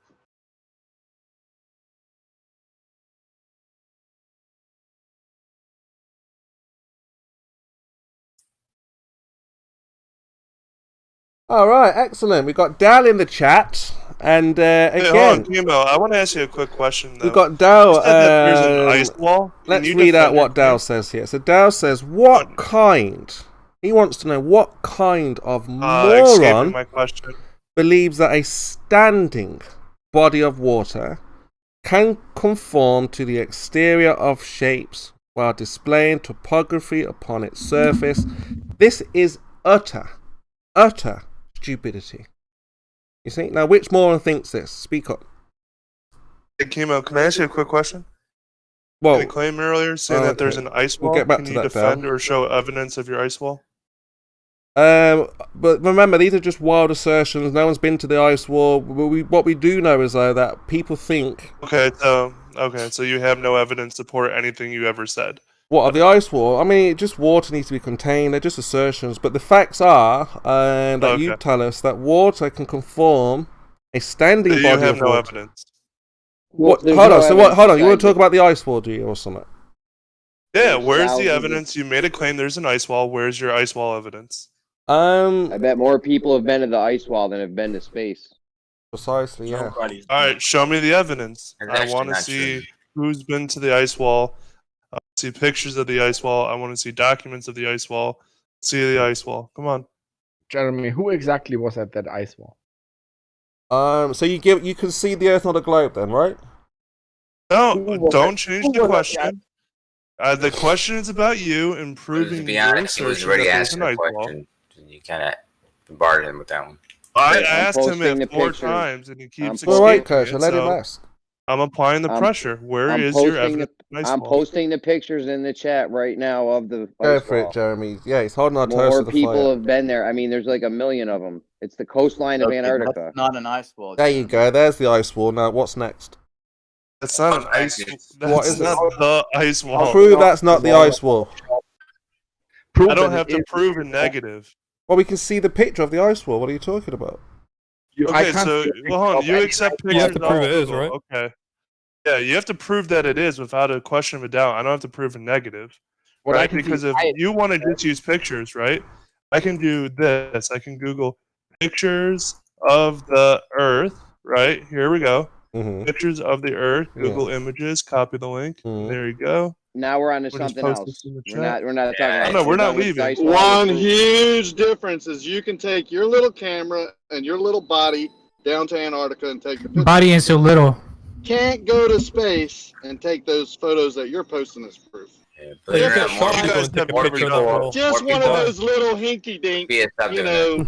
More The people problem have with been- the problem with your more picture. people. Hold on, Chemo. I've been trying to say this, and then that screamer just yelled. But yeah, that more people have been to space than have been to both the, The North coast of and South Antarctica. Pole. No, coast Don't of derail Antarctica. now, Coach. South More- and hold North on. Pole. Yeah. Hold on, you're Give me saying right. more people have been to outer space than the coast of Antarctica? That have both been to the North and South Pole. How many people have been to the So people have coastline been of to both. Antarctica? The number of people that have been to both the North and South Pole is lower. Does it make than it the true, number of people who have Kosho? been Does it make it true? It's your opinion. You don't. Let's move on. You don't Not an have opinion. to have It's a been to fact the that I pole. know and you don't know. So it's not that only that makes No, it true. It just makes like you guys Bab said stupid. earlier on, provide the proof. Don't I just know. say it's true. That's how it kicked off earlier on, by just making wild claims. Remember? I'm not worried about if you believe it to be true or not. I'm Oh, just here we telling go. you. Here we go. Dr. Phil KO here has posted another ice wall. What's the problem here? That's How do just you- the side of a continent. It's you just saying that's an ice wall does not make it an ice wall. Right, Looks to can me we like get a back to Arctic shelf. Can we get back to No, Dow? it's Can Be we like get a wall of ice, but Can we it's get not back an to ice Dow's wall. I question? got it. Except that it's not a wall; it's a shelf, right? Look, So Dow it's a wants to 200-foot know. cliff, which could be Hey, considered hold on, a do us a wall. It's favor, made of Dr. ice. Phil. Dow, they want It's to talk not about an ice ice walls. wall. So Continent, please. Oh, ready? Let's disprove your ice wall real quick. go on. Right. then. Right, Even hold on. though we don't Can have I to just prove rebuttal what negative. Kosho said a minute ago? Oh, Now, you don't have to Jeremy, have been sure. to the Go North ahead, Pole. rebuttal. I'm sorry. Go ahead. I mean, obviously Sorry, that's how the what'd water what'd you stays say, on, Stone? right? Did you have something important to add, or Stone. No, I'm we sure just chatting no shit? way as important as what you were going to say, dude. Go ahead. He'll say, Jeremy, why do you do this? But look, Jeremy's been here we've for got the months, wall and here, he's, the on the container. edge of understanding. Okay, hold on, Shepard. Run One backwards, second. right, Jeremy? So you're saying Run here's a wall, right? So now there's a land wall as well as an ice wall, right? Look, the only way you can debunk the ice wall is if you show a north to south I flight. don't need. I Yeah, don't you need do. to You do. prove- You need I to do show not that north. need You need to show. Look, prove let a me negative. finish. I do We've not seen- need to we've- prove a we've negative. seen- There's no reason for you to finish. Well, look, we've seen I don't east need to prove a Well, let negative. me speak. You said that 3 times. We've seen east to west flights, but we've never seen north to south flights. No one does that. No one flies all the way north, all the way around, and then south. Because it's cheaper to fly east to west. Yeah, but no one's ever done it. I'm still waiting. I'm still waiting for your undisputable evidence of an ice wall around the entire Earth. Oh, I want it to takes see around this. 3 years. No one's going to show you that. It takes ages. The only thing you can do is I'm- look I'm- at. The only thing you can do is look at NASA's footage because it takes 90 minutes, but they cut the ice wall out. So if you just imagine that you look at an ice wall. I'm waiting for your evidence. Terry has posted a picture of an ice wall. Is that the ice wall holding the oceans in? Look, it takes you that's 90. that's the actual ice wall. Proof. It takes you 90 Deny it, minutes to come go on, around your deny board. that. It will take us 3 years to sail around the ice wall. Are you going to wait 3 Okay, years? so another claim. All right, show evidence. Of Show what? evidence of Coastline? the circumference hold of the on. ice wall. Is the Jeremy, coastline of shut the Antarctica? fuck For goodness up. Is the sakes. coastline of Antarctica in contention? I don't understand what's happening right No, it's now. not. So then, what's the problem with the ice wall? Is that you? All right, you made a claim that there's an ice wall containing the oceans, right? I want It's the coastline of that was your Antarctica. Yeah, claim. we got the pictures. That's right. But what I'm saying is, we have. I'm not going to have to disprove a negative. I want to see that there is a ring holding in all the oceans. I'm No, not saying you're not going to Antarctica see that doesn't entire exist. ring. You won't see that. You won't see it. No one's going to go around the entire ice wall to show you. Not possible. Yeah, Plus, you there's an changed- Antarctic you just treaty changed- which prevents us Well, from they're doing not it as good anyway. as our astronauts. They went all the way to space and showed you a picture of the entire planet. Space So we win. violates second laws and all these laws of physics. Not possible. Which Well, is all also around not a possible. planet. Both are That's impossible. not Right, even can we a get to Dow's wall, question that's now? An island is Right, Kosha, maybe you can answer this if you want to get Cool involved. story, guy. I'm not gonna answer Dell's question. If you want to talk with your boyfriend, do it offline or ask him to come in here. But there's no reason to ask Dell's questions. Well, it's in the chat. Not everyone has to come into the main room. They can ask questions from the chat. That's what people do. Not a big deal. We're trying to force people, and direct them. Look, so I want to know also, and Jeremy would like to know, I would hope, that is how these large bodies of water, okay, can conform to the exterior of shapes while displaying topography upon its surface. How does this happen, Kosho? Show him your ferrofluid. That's totally not analogous at all. Okay, Let's see here's that. another question for you, Kosho, and try this one. Why Don't is speak the to me. sun visible in West Scotland, New Zealand, and Australia at the same time? How is that possible? Why is what? why is the sun why is the sun visible in West Scotland, New Zealand, and Australia at the same time? Okay. Why wouldn't it be? Because Australia's on the other side of the ball. Is it? Well, how did you determine that? Because that's what we're told in school, that Australia's down under. Oh, really? Can you show the evidence of that, please? No, I don't have any evidence of that. Dow, they want evidence that you can see the sun. No. I want evidence what? That the Australia is on the opposite side of the Earth. No, down under does not say that's opposite what side of the Earth. that's what they tell us on the board. Have you not seen the globe? Have a look at your globe. Yeah, but how do you know the globe's round the right way? We're on top, you're underneath. Yeah. See, there you go. See, Termin, he says we're on top, you're underneath. That's the point. We've been told that someone's on the top, someone's at the bottom. He didn't say directly, though, did he? What do you mean didn't say directly? But top and bottom is directly, yeah. Don't play stupid with me. You're too well practiced at it. Now, show us your evidence that these two positions are exactly opposite each other. Yeah. That is something they're going to have to show. So, Dal, they're going to want to see... No! Chemo! What? Leave this server, get the evidence, and then come back. No, I'm just saying that's what we're going to need. We're going to need... For once in your life, do something honestly. Show us it's impossible. We're not here to explain anything to you. We're going to need to see... Dal's saying he can see the sun. Who made you the ruler? Yeah, Dal says he can... or relying little shit like chemo. Look, Dal says he can see the sun in West Scotland at the same time as Australia, which is not possible on a board. Right? All right, then prove that. Prove that it's not possible. That's what I just said. He's got to be proving it. Oh, it's on his channel. No, you just said he's done it live. He's done it live. We've got the. I told you. Hey, ask Chemo. We've got the facts. We've got the figures. We've got the numbers. How many times have we told you this? Me unless I give you permission. Calm down. Now, look here, I'm not talking to you. Calm down, little man. All right, you're muted. Now, Chemo. Yes. You're going to make this claim. You are going to back it up. That's an order. No. It's on Dal's channel. Yes. Leave the server, come back where we can show the sun is not possible in globe in those two positions. Not possible or possible? What are you asking? Not. I'm asking you to back up your claim, bitch. Yeah, I asked a question. What is wrong with you, Termin? Try to listen. Try to listen. Stop. You're lying, Chemo. It's over. Back up what you just said. No, you're not listening to the question, are you? No, you are not listening, and I am fed up with it. The question is, why is the sun visible?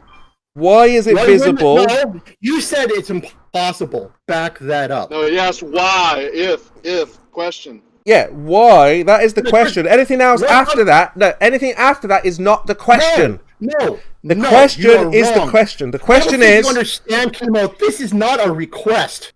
This is the question, is why... You do not deserve politeness. You deserve only orders which you must follow. Yes, this is the point it's got. No, he's not. It's okay. But look, the idea is that the question is the question. Whatever I've added... No one wants to hear your voice. Whatever I've added to the question is not the question.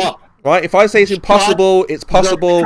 That's not Dow's question. Be the first flat earther to actually show you even done the slightest bit of fucking research. Termin, relax. You need to relax, Termin. No. You're a lying little shit, and you need to be exposed as such. Anyway, the answer to your question, Chemo, is that the Earth is tilted. Oh, so thank you. So you see, Termin, all it required was an answer. Is why is the sun visible? I'm not entertaining this bullshit, and I'm going to keep talking. Now, Termin, show us why it's not possible. Come on, bitch. Now, again, that is extra from me, not Dow's actual question. Show us. Draw it out. Give us the information that's required to show how it's impossible. Well, because there is a Do the work without lying. There is a 4-hour... Stop talking. Hey. You can't do it while talking. There's a 4-hour difference between daybreak between Diamond and Island. Do it. So look, it's on Dow's channel, right? All the evidence is there for you. Do it. Termin, you're having a breakdown. What y'all allow go on? Listen to this. This is a nervous breakdown. Seriously, where's I'm doing what everyone else wants to do. Hold you to your own words, and you're running away like a. Why don't you answer Dow's question instead of attacking me? Why? Because it's a dishonest question, and that's why you're attracted to it, you asshole. Dal, you see what you've caused, Dal? The answer to the question. This question, Dal, has caused ruckus. Okay, he's not even in here. He's only asked a very simple question, and you guys are freaking out. I'm talking about you, bitch. So imagine now Dal was in here. You see? Show us these positions are not possible to have light at the same time. You're overreacting. I am not overreacting. You are overreacting. This is a question from the chat. Kimo, you do not I'm treating you like you should be treated. This is a question from the chat. Fucking day. I just have the balls to use the crude language. Goodness sakes, Carmen. Now look. I am not going to stop here. No, stop it. You are for the first time in your life actually going to. What is wrong with you, Termin? This is so out of character. Show us the positions of these two places and why it's impossible. Actually, get the visuals out and show us you actually. Let's have a look on Dal's channel. That is a bit of integrity. Dal, is it the latest video or something? Let's take a look. We'll get you the facts, the figures, the numbers. No, Sky. No. See, Skydog, he has to do the work. I appreciate your effort. I already know the answer. But Kimo has to actually show he did the work. You could probably check it on Google Earth. You could probably check it on Google Earth to see if those places are. You actually can check on Google Earth. I just did. Here's the point I'm making to you, Kimo, and to every goddamn fuck-ass flat earther here. They never check. They just assume that these positions are on the opposite side of the globe. Why? Why? That was all. Shut up, garbage. Shut up, garbage. Just shut the fuck up. Okay, so the point is, Kimo, to be on the opposite side of the planet, you would have to be apart by 180 fucking degrees. Okay, so Dal agrees with me. He says it's geometrically impossible. You're dancing. No. You're dancing. I am not dancing, you lying Dancing bitch. Queen Termin, right? You're having the time of your life, right? You piece of crap. You need to be able to show, not on your cartoon ball, but in reality, that this is a real possibility. No, you have to back up your claim that it's impossible. Dal, I can't find your video. Which one is it? A little bit of integrity here, Kimo, for the first time in your life. I can't find his what video. What you're saying doesn't make any sense. As Jeremy would say, I can't find it, Termin. I don't know which one it is. How far these two places are. I can't find it. What should I look at? What's it called, Dal? Actually, it would only work on a spherical Earth, and it absolutely wouldn't work on a flat Earth. No, it's geometrically impossible. This is what we've been told. On a flat Earth, I agree. No, on a globe. On a globe. Impossible. Why is it geometrically impossible? Okay, Dal, we want to know. I get why, but Dal, why is it geometrically impossible? This is what they do. You're gonna have to. Why is it impossible? Why is it impossible, Kimo? This is where they get their bread and butter. That's not the answer. Why is it impossible? This is how they catch their fish here, Dal. If you're going to read geometry, they look at these the problems. math. Show us your Goodness sakes, Termin. I'm trying to ask Dal. Yes, I'm asking him for you. So this is how they make. Answer the question. I'm going to keep doing this until you actually answer the question. I'm trying to get the answer for you, Termin. This is a promise. I'm trying to get you the answer, Termin. For goodness sake. Concede that you don't know the answer. No, I don't know the answer. I'm going to find it out now. But why are you saying it's impossible? Because it's geometrically impossible. Why is it geometrically impossible? Kosho, are you here? Concede that you don't know. Kosho, are you here? Okay, so what the claim is, if you listen... No, concede that you don't know. Show some honesty here. Look, not my claim. No looking. Look. Answer the question. Stop avoiding the question. Look.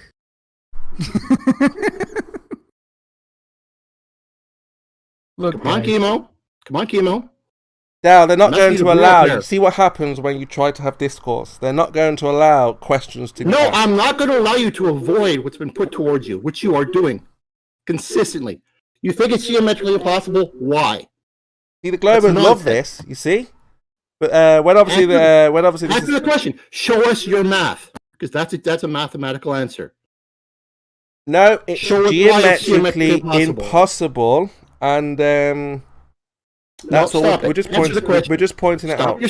Stop your stalling and answer the question. It's just being pointed out. What's been pointed out? That it was possible? Yes. No, that it's a geometrically impossibility. Why? It's a flaw in your conceptual world. No, that's not the answer. Try again. Show us the geometry. You don't have any geometry. What's the radius of the Earth? You just said it was geometrically impossible. Right.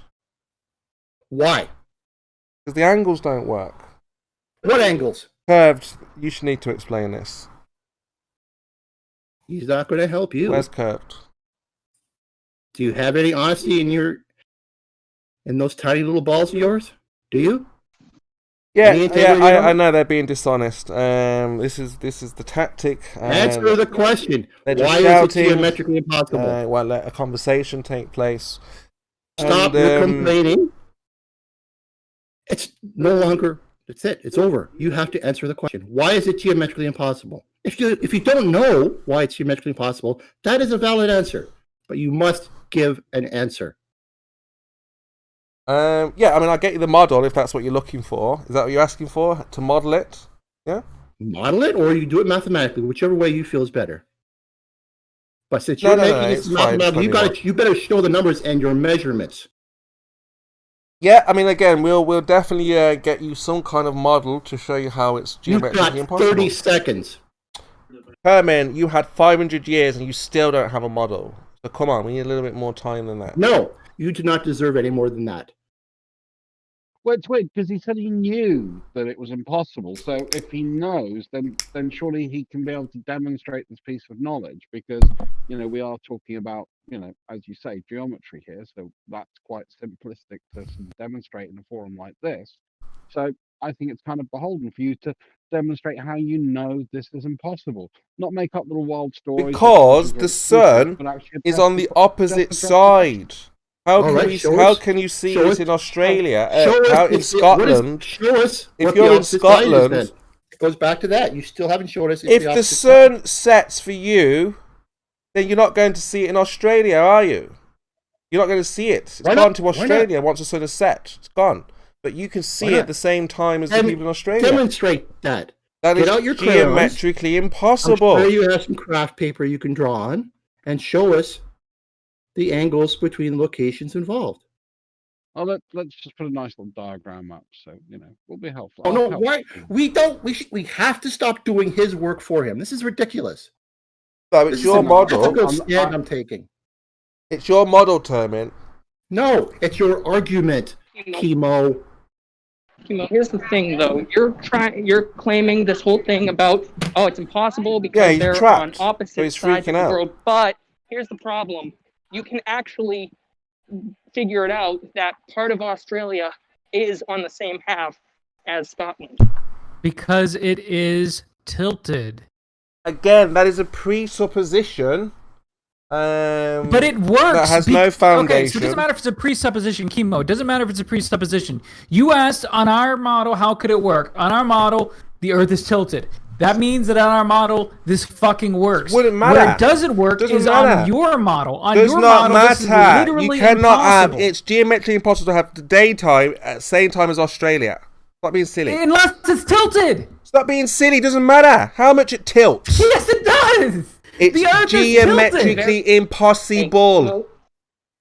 This is what he's going to do, people. He's going to keep saying it's geometrically impossible. It's on the other side. All right, so get a basketball, get a tennis ball. He's going to keep saying that, and he'll never ever back it up. And right, get a tennis ball, get a basketball. He's never even looked into it. Get a basketball, get a tennis ball, have them miles away. And see if you can see the other side once. Oh, no. So not somebody miles. already... Not miles. That would be an incorrect one. It's degrees.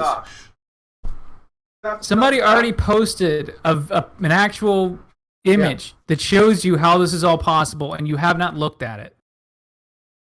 I'll post it again, and I'll even tag you on it, at Chemo. It's got a bit rowdy in here. So this is something that is absolutely true.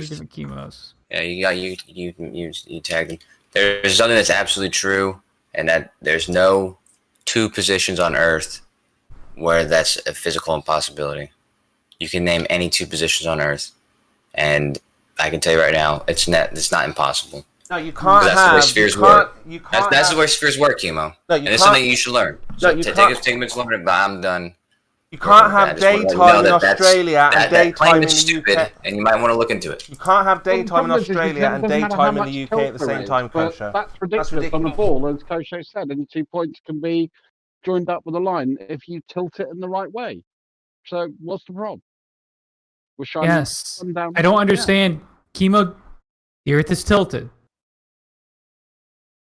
That's why this works. There's a way that you can check it with no math at all or geometry. If you just open up Google Earth and then just zoom out and tilt it, if 2 points are visible at the same time, then it's possible for the sun to be visible at the same time. You don't quite even get your own model. How can you have daytime in the UK and daytime in Australia? Stop blaming others for your ignorance, Chemo. Stop it. Do this with a baseball, with a soccer ball. If you were here, I would take your hand and I would just smack it, Chemo. Stop it. Yeah, this is a ping pong ball. You just put 2 dots anywhere on the ball at random if you'd like, and then try to shine a fucking flashlight and find a position where you cannot, or find 2 points on that sphere where no matter where you turn the ball, it's not going to be able to shine. Well, show it then. Let's demonstrate it. Let's get busy. No, this is something you got to do on your own, man. Izzy Wizzy. Let's see it. It's already been done, dumbass. Now it's your turn. See? Show it. Because it's physically, it's geometrically impossible to have light look at it. in England and light in Australia. So are there 2 suns or something? If we actually just sort of like do that for him, he won't believe it because he has to do it himself. Yeah, I got other stuff I'm doing. I'm not gonna do this one more how do you have light on both sides of the ball? The Earth is tilted. Think about what you're saying. It doesn't have to be tilted. It could be. Doesn't have to be tilted at all. Even if it's tilted, Kosho, you've still got light on both sides of the ball. No 2 points where it's possible to shine a flashlight on it. He's doing the exact same thing. Find this out for yourself. He's saying all these things are impossible, but he's not going to show it. So He's made another claim. He's made another claim that they're on opposite sides of the ball. He's done absolutely nothing. So we've got 2 suns, 2 light sources on both sides of the ball. Great. See? He's a dishonest piece of shit. He needs. Look at this. I think he's either a complete and utter asshole. Well done, Dal. Good point there. If that's true, Dal, if you've really seen the sun at the same time as Australia and Scotland, they're busted. Well, I know the same came. They want to see the video, Dal. They want to see the evidence because that's a big one. It's a very big one, right? Why are you talking to someone that's not in the room, Kima? Because we're just giving feedback to the question that he asked, and you're rudely why interrupting. Don't you put yourself on mute and give that feedback to that person directly without involving the rest of us. And I mean, I think he's got the message now that this is a big one. And if you guys could show, if Dal could show this, definitely for sure, then you guys would have to concede. If he thinks it's impossible, he should actually show it's impossible. Exactly, yeah. So you would have to. Once Dal shows it, you would concede. Stop it! Stop it! Yes, if anybody were to show that it were impossible, we would be forced to concede. Right. But we know for a fact that it is possible and that it does happen. Next show, he's going to show that he saw the sun at the same time in the UK as Australia. So you've got 2 lights shining on both sides of the ball. Okay, then. And he's going to debunk what you guys are saying. So we have to we're not saying it doesn't happen. We're saying that there's nothing about it that is impossible. Yeah, you can't have light on both sides of the ball, the north and the south at the same time. I'm gonna lose my fucking mind. You can't. Why? What the fuck? Just don't. Yeah, just don't. Man. Well, that's what he was. He knows exactly. he's repeating the same thing, and it's been debunked already. So does that mean you think if it's daylight in Scotland, then it must be dark in Africa? No, Australia. We're talking. They have unless the rain's down in Africa. When we have daytime, for that? when we have daytime, they have nighttime. So they're in bed when we're in the day. I've just put and then when we go to bed, they're up at nighttime. That's just normal. We all know this. We know that. We know that when we go to bed tonight, the Australians will wake up. And the UK at the same time. We know that when we go to bed tonight, the Australians will wake up and be here. Now they're just being up all night when they're in the daytime, vice versa. I tell you, but some of us are already awake. Exactly. Is that here that we're already awake? You see? He knows that. Let's play a game. It's called Understand This or just Be Fucking Stupid, okay? Because it's really easy to understand. But imagine you're on a ball and you're the 2 farthest distances away from each other that you can possibly be. We're going to call that the antipode. Okay? It's the exact opposite side of the Earth. England, Australia, yeah. Now let's say, for instance, it's exactly sunset for you. The sun's setting and you're on a globe, right? That means that the sun is 90 degrees to the fucking in the sky, so it's in the distance. The Earth is in your way. It's about to be on the horizon. There's a 90-degree, or so it's at 0 degrees on the horizon, but it's 90 degrees from the azimuth. Okay, which means that the antipode that we just described is also 90 degrees from there as well. So it's going to be your sunrise, it's going to be their sunset, or vice versa. Okay, now this is the 2 furthest distances you can be away from each other, and this is on a fucking globe. And I'm showing to you, very reasonably, a way a child can understand that this is not impossible, and is actually, this is what you would expect on a sphere. So anyone who thinks that it's impossible doesn't need to do anything on a show, doesn't need to embarrass himself, and we don't have to talk about this anymore. But of course we're going to, because you're not gonna concede to it, Chemo or Dell or whoever else. But it's not hard to understand. Well, like I said, you can't. It's geometrically impossible, and that's going to be demonstrated for you.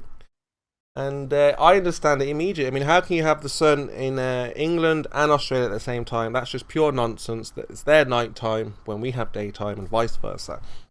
And your evidence for that is? I'm trying to point out to you, this is the flat Earth thing. You keep saying things are impossible and expect other people to prove you wrong. Sorry, grow up. This doesn't work that way. This would only work. If you got a problem with this, then actually put the effort into actually thinking, which you haven't done. You haven't done the slightest bit. You don't even know how far apart these two locations are, either north-south or east-west. You have no idea where the terminator line is. You know jack shit. And yet you're going to say it's wrong. This can only work on a flat Earth. If you want to see this far, on a flat Earth is the only way this is going to work. No, and that's another lie you're telling. No, there is no model, and there is no model, so there's no even possibility of explaining how it can work. Clement, I've just tagged him in the chat for. I just did exactly what you did. I used Google Earth. Anyway, nice one, down. I haven't finished my sentence, Chemo. This is Chemo is a red boy speaking, not Chemo speaking. So he's tagged in there with that. It shows Australia down in the bottom left, sorry, bottom right, and it shows Europe up at the top left, including the UK. So job done, Chemo. We're all good now. So well done, Dal. Any more questions you want to ask the cult here, the church? Yeah. The congregation? Why are they so dishonest? Why are they so dishonest? If you want to ask the church here, their opinion on the shape of the Earth, I'll definitely get that out there for you and try to get them to answer it. Come up with a solution. Yeah, please these guys, I do consider these guys, you know, the best at what they do. If there's a problem, blah, blah, blah. Now you're starting a monologue. Why can't Dal come in here and make his own arguments? Because Dal will just get shouted down. You won't answer directly. You'll mess around, obfuscate, gatekeep, derail, all these wonderful things, and he'll think, well, you're the only one gatekeeping right now, man. You've been on the mic nonstop for like fucking hours. No, we're getting these questions out there. We're making sure that they're heard. We're trying to get the full answer. Yeah, but we don't need your conversations with Dell broadcast here. Why don't you put yourself on mute, talk to Dell, get what you want out of him, come back and ask the question. If he doesn't want to come in here, then he's not part of the bloody conversation. So, like I say, Dell, it was a great question. You really thrown the which has fox, been debunked, and we've just shown the pigeon, fact that sunlight the fox amongst the hens. In Australia and Scotland at the same time. So, next question. So, good job. It's something for them to consider and to reconsider, I would say. But yeah, if you want to bring it back into the room, where were we? I mean, it's pretty much the same thing. We don't have evidence, scientific evidence for the heliocentric model. We went through the science earlier on, and we found that there's not a method. I'm going to go because this is just trivial monologuing by Chemo with no substance, making claims he hasn't substantiated. This is a person who thinks that the Americans built the Nazi death camps and the Holocaust didn't happen. So I'll leave you in that pleasant level of See you later. See you later. By the way, you said bye. To burn in hell alongside the Jews, according to Chemo as well. See you later, Andrews. That's what he said, not what I said. Okay, so bye. Chemo is a rent boy. Signing off. All right, bye, Dross. See you later, Dross. So, do you guys have any science for this heliocentric model? It seemed to trigger a lot of people. Why the fuck should we answer a bunch of It's not the model that triggers us, man. It's just you guys are being blatantly dishonest, and it's clear to the 50 people in here, man. Like some of you guys are blatant liars, and some of you guys are lying to yourselves and then lying to us by extension. Yeah, but can you just be direct? Kosher, look what you've done. Jeremy asked a very pleasant, polite question. Well, you're gonna stop interrupting me, man. Yeah, but now you're attacking him after a question. So if we ask questions, you're going to attack us. Damn right. No, attack you. You dishonest piece of shit. Hey, Spurs, have you got a debate with Mr. Sensible in about 3 hours' time? So Jeremy asked you, Kosher, for some science. Okay, I'll post it up. He's asked you for some dishonesty. He's asked you for some science, Kosher, and you know, so you've just started saying people are liars, people are this, people are that. See, we talk over people. We need you to concede your dishonesty before we can move on. So, Kosher, do you mind answering? I only stepped in to defend Jeremy. I only stepped in to defend Jeremy. Jeremy, do you want to bring back your dishonesty? Do it. I'm gonna bring back. I'm in the mood. I'm gonna fucking roll over you. It's not about me, Termin. It's about Jeremy, right? Yes, it is actually. It's about your behavior. Well, I hope that. And I know from experience, talking like this is the only way to get through to you. Well, we're moving on from Dow's question now, Termin.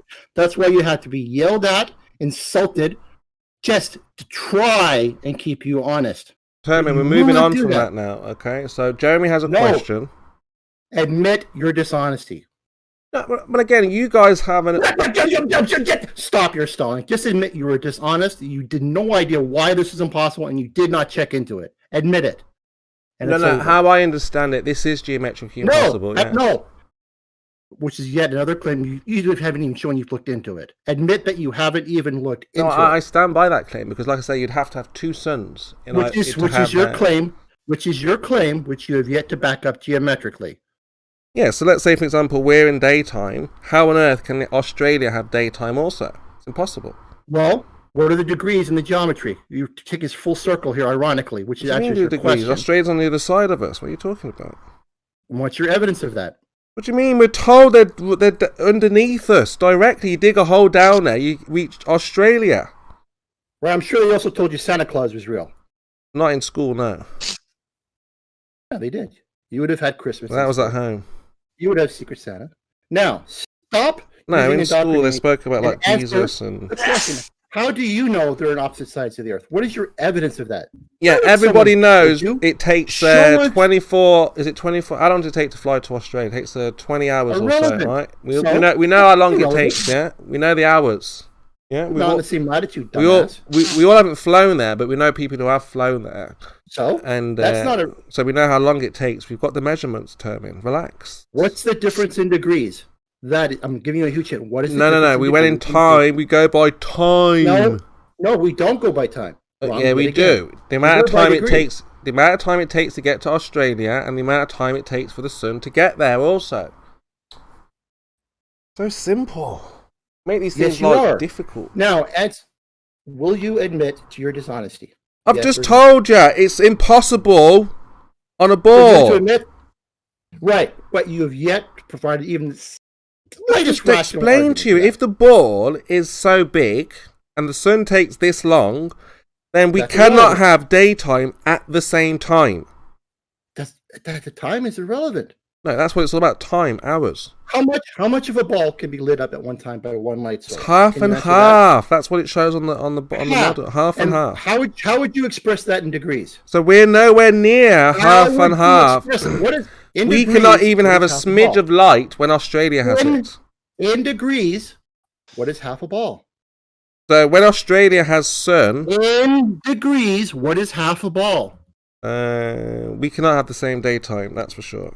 In degrees, what is 1/2 of a ball? Look, we're not working in degrees. We're working in time. In degrees, what is 1/2 of a ball? Tell me in time how long it takes to travel. In degrees, what is 1/2 of a ball? How long does it take to travel 69 miles? In degrees, what is 1/2 of a ball? In 1 degree. In degrees, what is 1/2 of a ball? Termin, you're losing your mind. This is Termin. Termin, answer the question. Termin, we're going to have to draw a line. You like white on rice, bitch. We're going to have to draw a line, Termin, in the sand. That is 1/2. Instead of asking, just answer the question. Just answer it. No, we're all over the place now. We've lost the. Answer the question.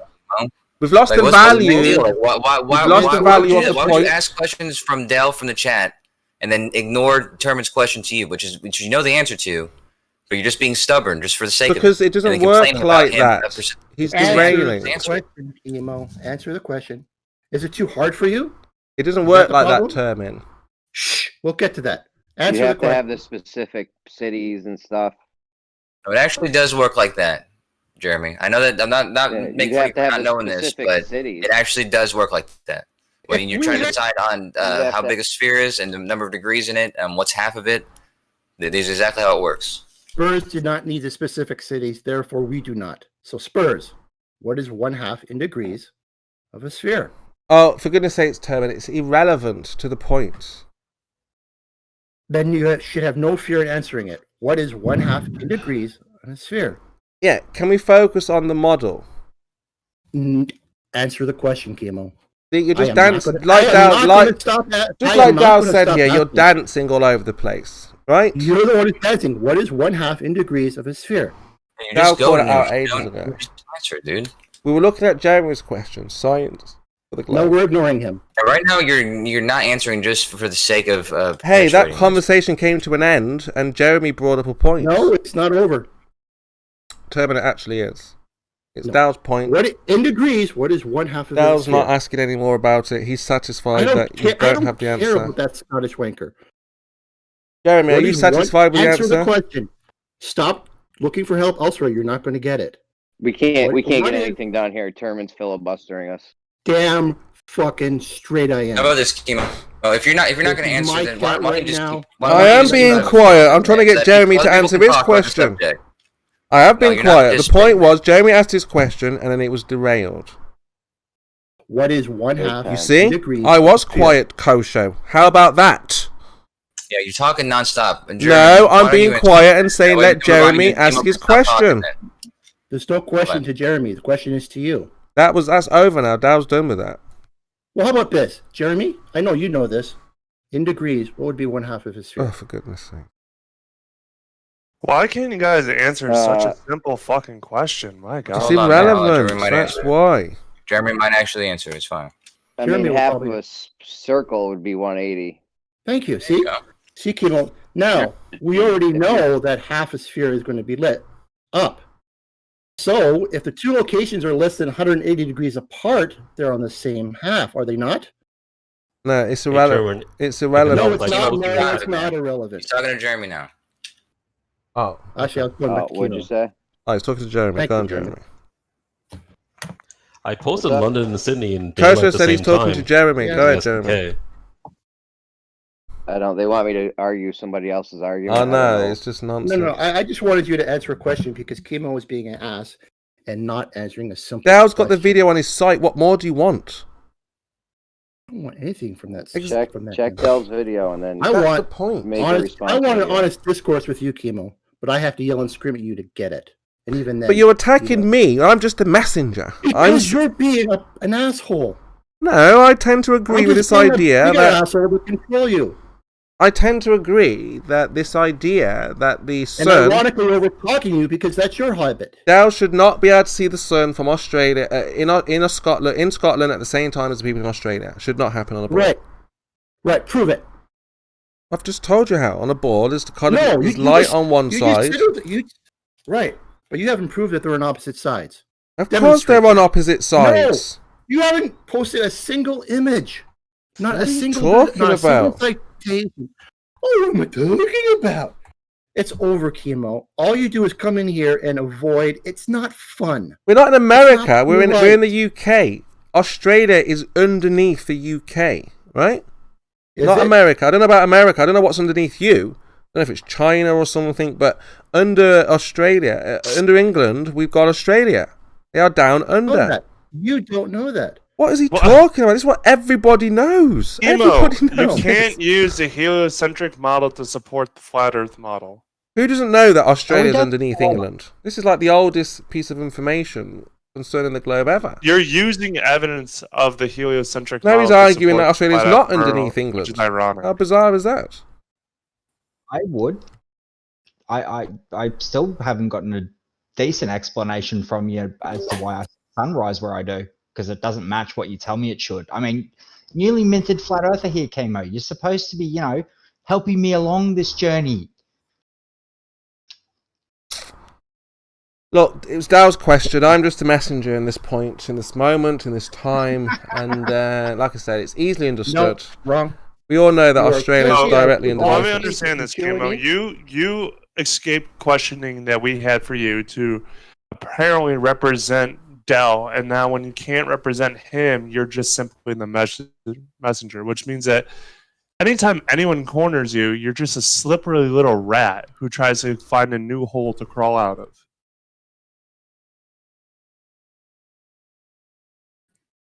And you wonder why, you know, people are not. I mean, you say this to all the flat earthers that you encounter, and the problem. I don't call all the. I do not call all the flat earthers. Right, it depends how far you're pushed in your belief. Honest ones for sure. No, I actually only call you a slippery. It depends on your opponent. So if they take you to the limits, then yeah, it gets uncomfortable.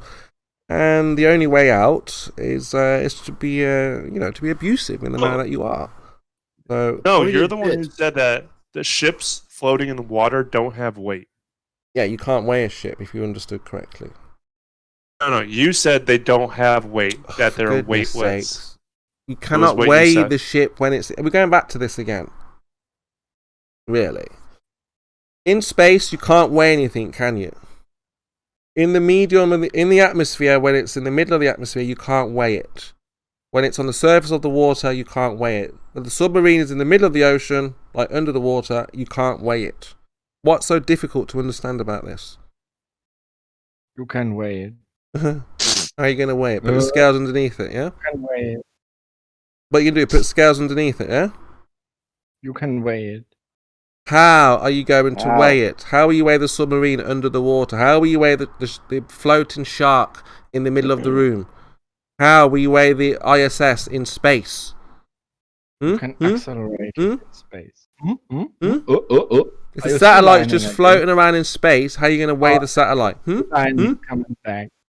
And that's the point. Yes.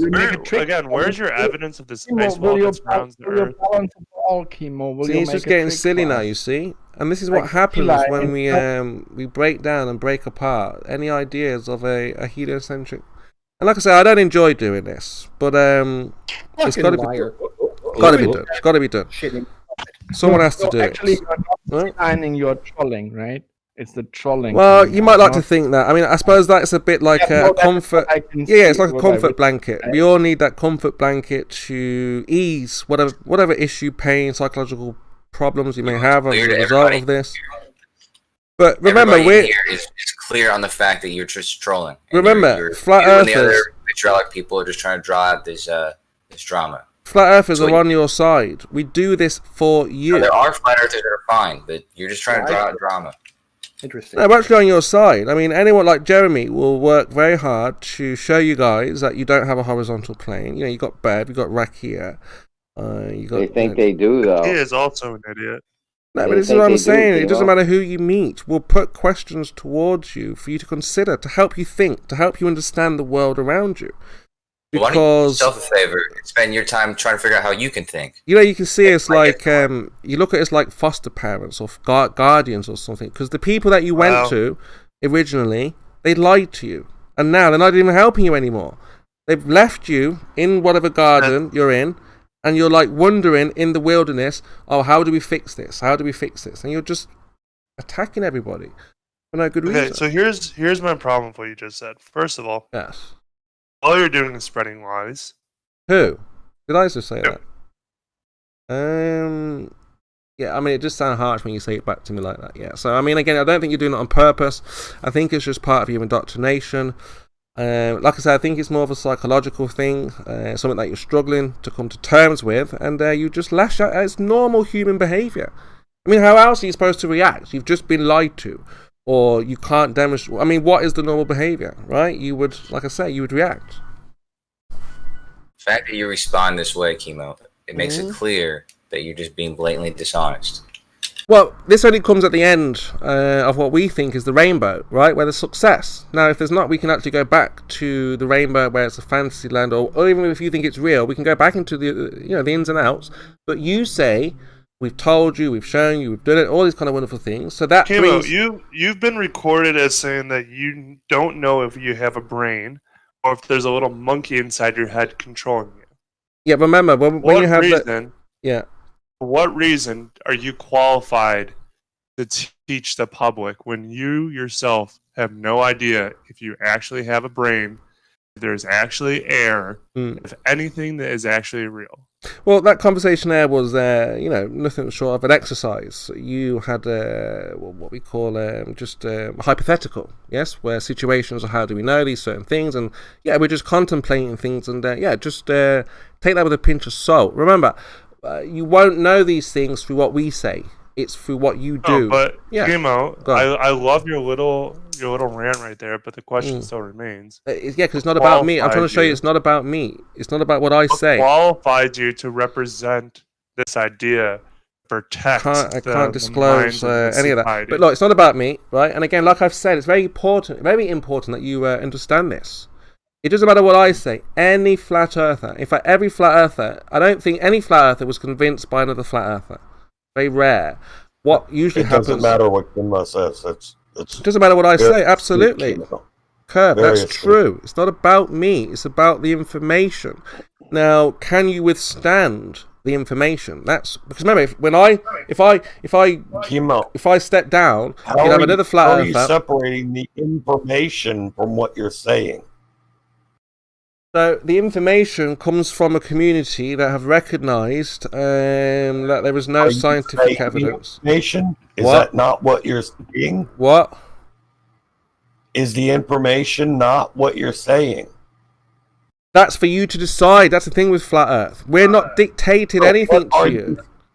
Unless you want to talk about science. Like, Flat Earth is not science. Not the information.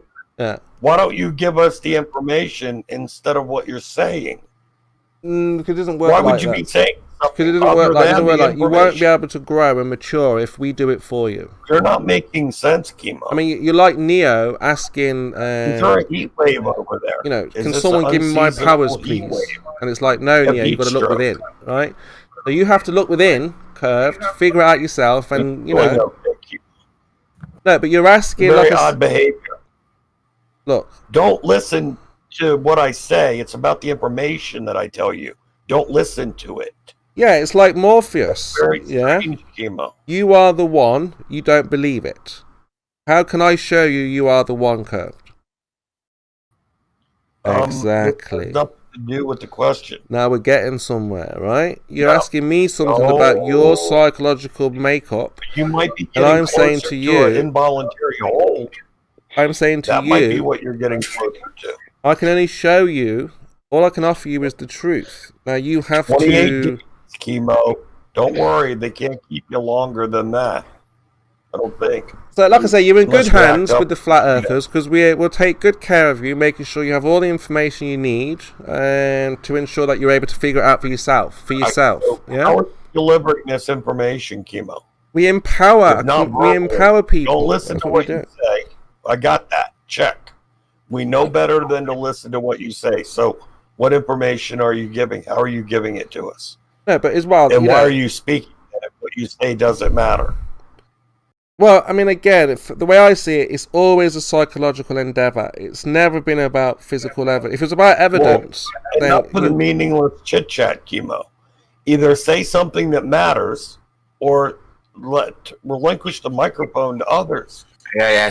Well, why are you're talking pointlessly, man? You're not making any points, and you're just going on. Well, again, this is what happens at the end of a discussion, end of discourse, when globe earthers resort to abuse ad homs, when they have nothing more to deliver. This is not abuse. This is not ad homs. No, not now. Not now. I don't mean that now. I'm just saying. I'm questions about what you're saying. Yeah, I get it now. You're contradicting yourself. Yeah. So after the conversation, the abuse, and then when the abuse dies down, I give my analysis, and then obviously you say stop monologuing, and then we go back to the science once again. Let's back up. That word Don't pretend you didn't stumble over it. I did. Yes. Let's get that right. Bit of what? Bit of a mouthful there. But the idea. Your what? Analysis. Analysis. Oh, Chemo, come on, you can do better than that. Come on, I'm pulling for you. I believe in you, Chemo. I believe in you. You can get it right. It's analysis. Try again. Was it? Analysis. Analysis. Yeah, there you go. You ruined it, Jeremy. There you go. So, Jeremy ruins everything. Jeremy too fucking bad. You guys got each other's backs in here all the time, and it's Chemo all by himself. And what? I can't help him out a little bit. No, but sometimes you have to. You're an analyst of the situation, Jeremy. That's summary. Yes, summary is a good one. But that's where we are right now. And then what's going to happen now? We're going to go back to the science because Jeremy's going to hit you guys with the method or with the all these things that we know that shows you guys. Be listening to what you're saying right now, Chemo. Yeah, because I'm coming to an end. I'm drawn to an end. I have to. It's not about you. You don't listen to what you say. So I've told you this before many times. I'm so confused, Chemo. You don't have to believe. You don't have to believe what is said. Yeah, listen to him, but you don't have to believe it. That's up to you. Yeah, that's what's more like being said. Thank you, Jeremy, again. So you don't have to believe. You should listen to what we say, and then obviously, if you don't want to believe it or you can test it, that's entirely up to you. And what we find is that you guys are afraid to actually test what you've been told, and therefore you remain in the belief. Really? Yes. Interesting take. I don't think I'm going to believe that. You don't have to. Again, that's an opinion that you can choose. You can choose to not believe it. You can choose to test it. But what you won't be able to do, though, Curved, is teach it to the next generation because, we'll be right there to illustrate that it's not true. There's no science behind it. It's just a belief. And can you tell us? Chemo, can I pose a question, please? Yeah.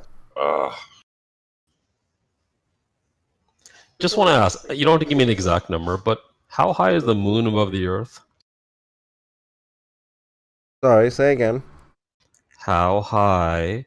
What is the altitude of the moon above the Earth? The moon? They're gonna try to get you to presuppose how the sky works.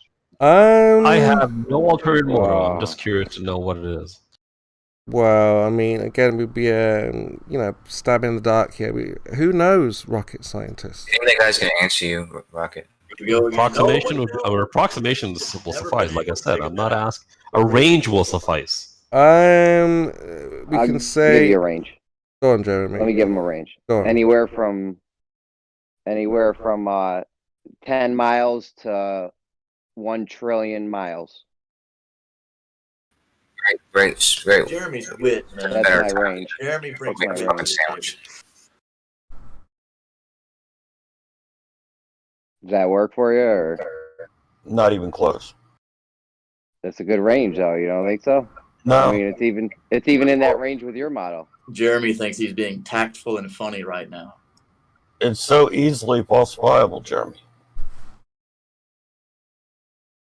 Falsify what? Even in your model, it falls within my range. No, we don't. Our model is a globe. The distance is not nearly as important to nail down there. Like with your flat Earth, you've got big problems with establishing a single height for the moon above the flat Earth. There is a huge difference. To us, the difference between 250,000 miles away and 93 million miles away does not make that much of a difference in its angle of elevation at any given time. Not that much.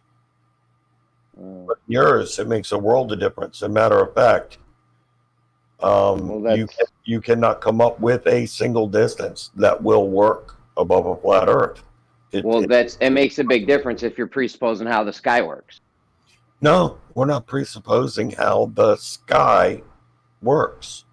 Sure you are. You're Could it be a reflection? Well, you guys are saying it's this one thing, and it can't work because this is how it's this one thing of how the sky works. But it could be a different way, which would change your view on if it could work or not, because it's not this one thing. You're not even talking about how the sky works there, Jeremy. I mean, you're off in complete make-believe land. I mean, you think it's make-believe land, but just you need to take the presuppositions away. Okay, well, we can take observations, measure them, distances, angles, and put it all together. What can you do? You can say, duh, I don't know, maybe it's this. Even though I don't understand it, it doesn't make any sense. Hey, I can't explain it to you, but by the power of Dawn, maybe. Just a chat about it. I'm going to go with the... You just got to get rid of your presuppositions, and then you guys will be in a good place. I don't really have them, man. I don't know what presuppositions you're talking about. Sorry? You might want to get a dictionary or something. I just told you have this model of how the sky's working, orbits, what things are made of, a whole bunch of mechanisms, just a whole bunch. You have a whole bunch of things for how the sky's working, and therefore you say it can't happen on Earth from what we see because it doesn't.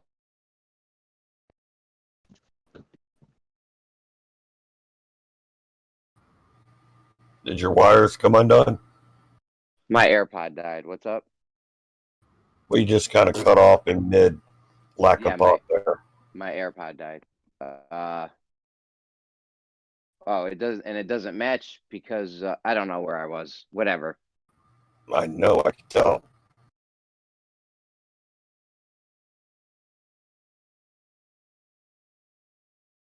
You dodged a bullet on that one, Curve. Yeah, we'll have to chalk it up to another draw. We'll do a draw for that one, I guess. You guys are getting way too many draws.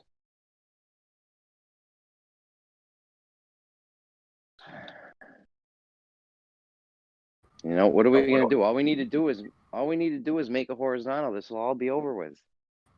I thought you already had one that you were able to use to determine that the water is flat over longer distances. No, it's not long enough. We need a longer horizontal. We can't figure out how to make one. So you can't proclaim that water is flat over any distance. I can measure it flat over a short distance, and then now you guys are saying, well, we need this longer distance that we can't do. But it starts bending out there, trust us. But we can't make given the amount of curvature that should be present in the distance you're working with, what fucking bit of difference does it matter what you think it is? Can you measure to the level of precision required to even reveal a difference? I can't know because you're saying that we need to go out at this extreme distance to where we can't get out till to make a horizontal. And that's when it starts bending, just when it's far enough out of our grasp. Try this. If the curve is 8 inches per mile squared, then what would the curvature be for 1/8 of a mile? Oh, very little. Would it be 1/8 of an inch? Very little. I'm not sure about the math. I could put my math guy on it, but you probably already know. It's much less than 1/8 of an inch, isn't it? I would think so. I mean, are you measuring the sagitta or are you measuring drop from... If it's 8 inches for a mile, then 1/8 of a mile is less than 1 inch. Because it's a squared function. Like, yeah, I know why. 1/4 inch, I think. 1/4 inch, I think. It's because it's a squared function, yes. Yes. Hey, very good, Rakia, but that's not what I was talking about. I asked about if it's 8 inches over 1 mile, then what is it over 1/8 of a mile? It's not 1/8 of the 8 inches. Yeah, because it's a squared function. Yes, we know. I'm pretty sure it's 1/4 inch, but anyway. Well, it's going to be less than an inch. Talking drop. Rough math, Curve. You're pretty fucking close. This is all I'm not guesswork, get into the nanometer in these rough numbers that we're using. It's around a quarter inch. You're just guessing though, because we haven't made this horizontal to check it from. No, not guessing, Jeremy. Not guessing. It's guesswork.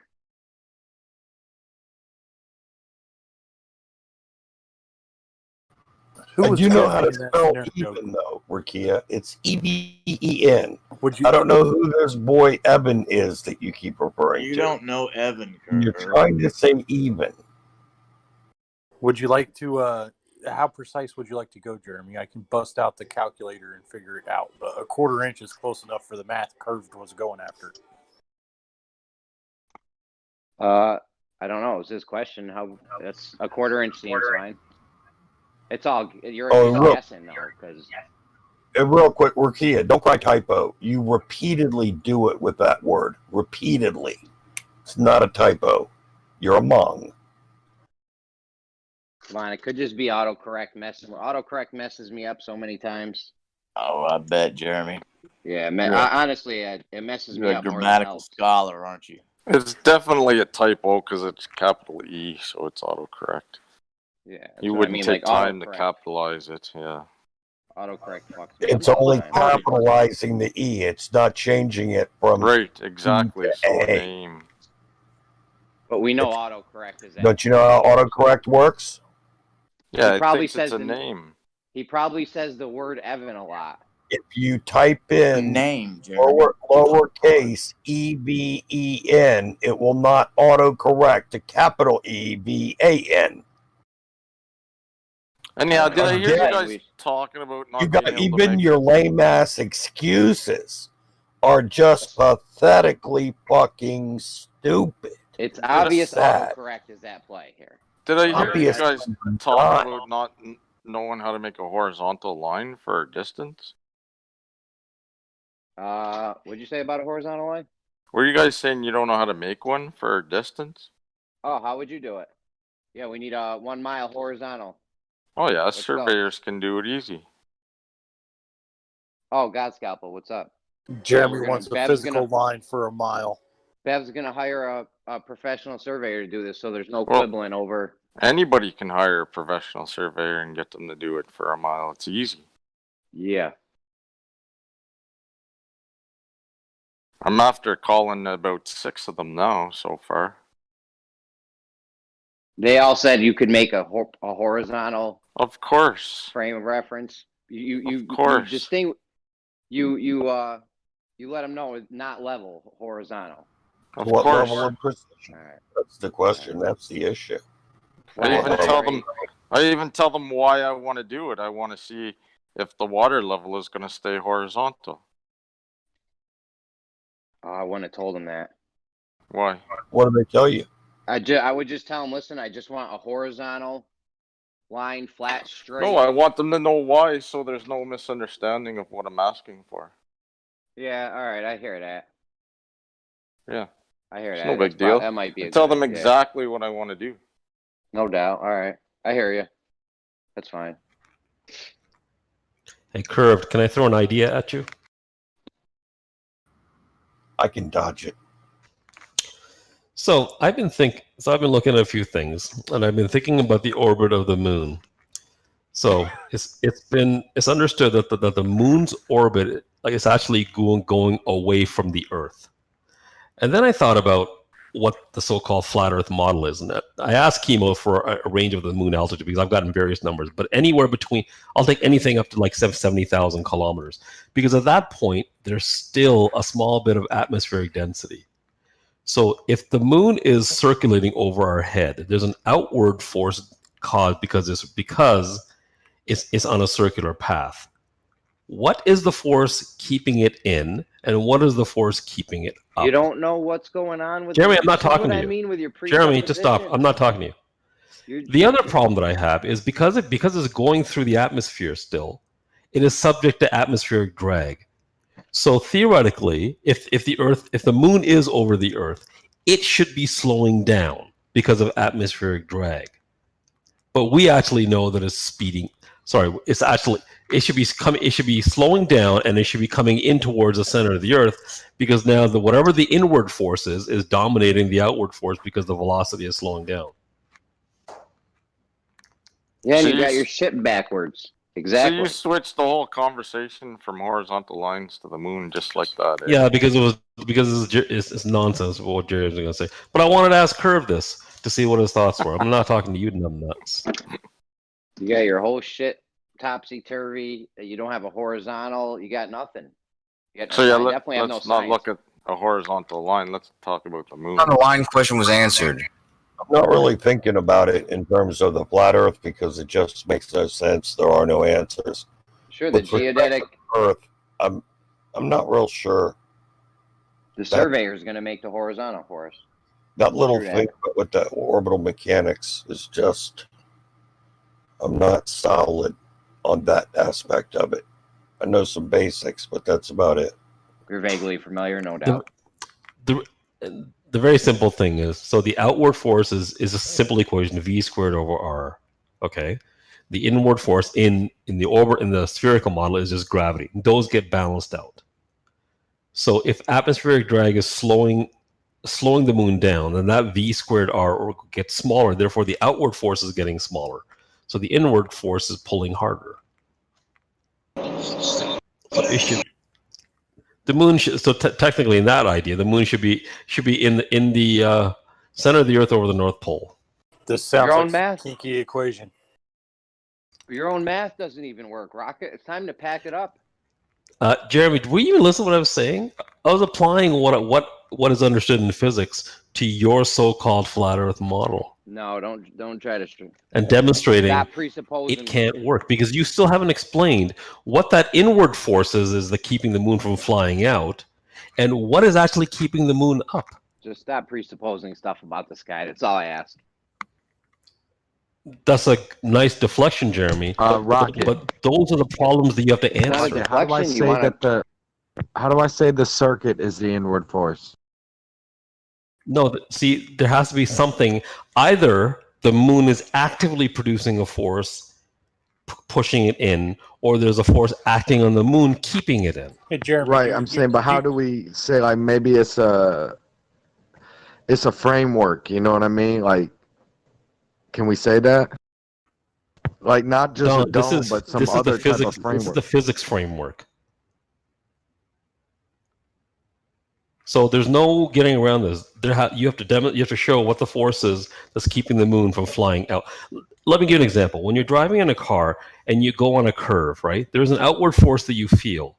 What is keeping the car from flying out is the frictional force between the wheels and the road that is preventing it from sliding out. But I'm saying, how do I be? That's what's keeping it along that circular path. And Jim, I'm sorry to interrupt. There has to be something on the moon that is keeping it along that path with a force acting radially inward.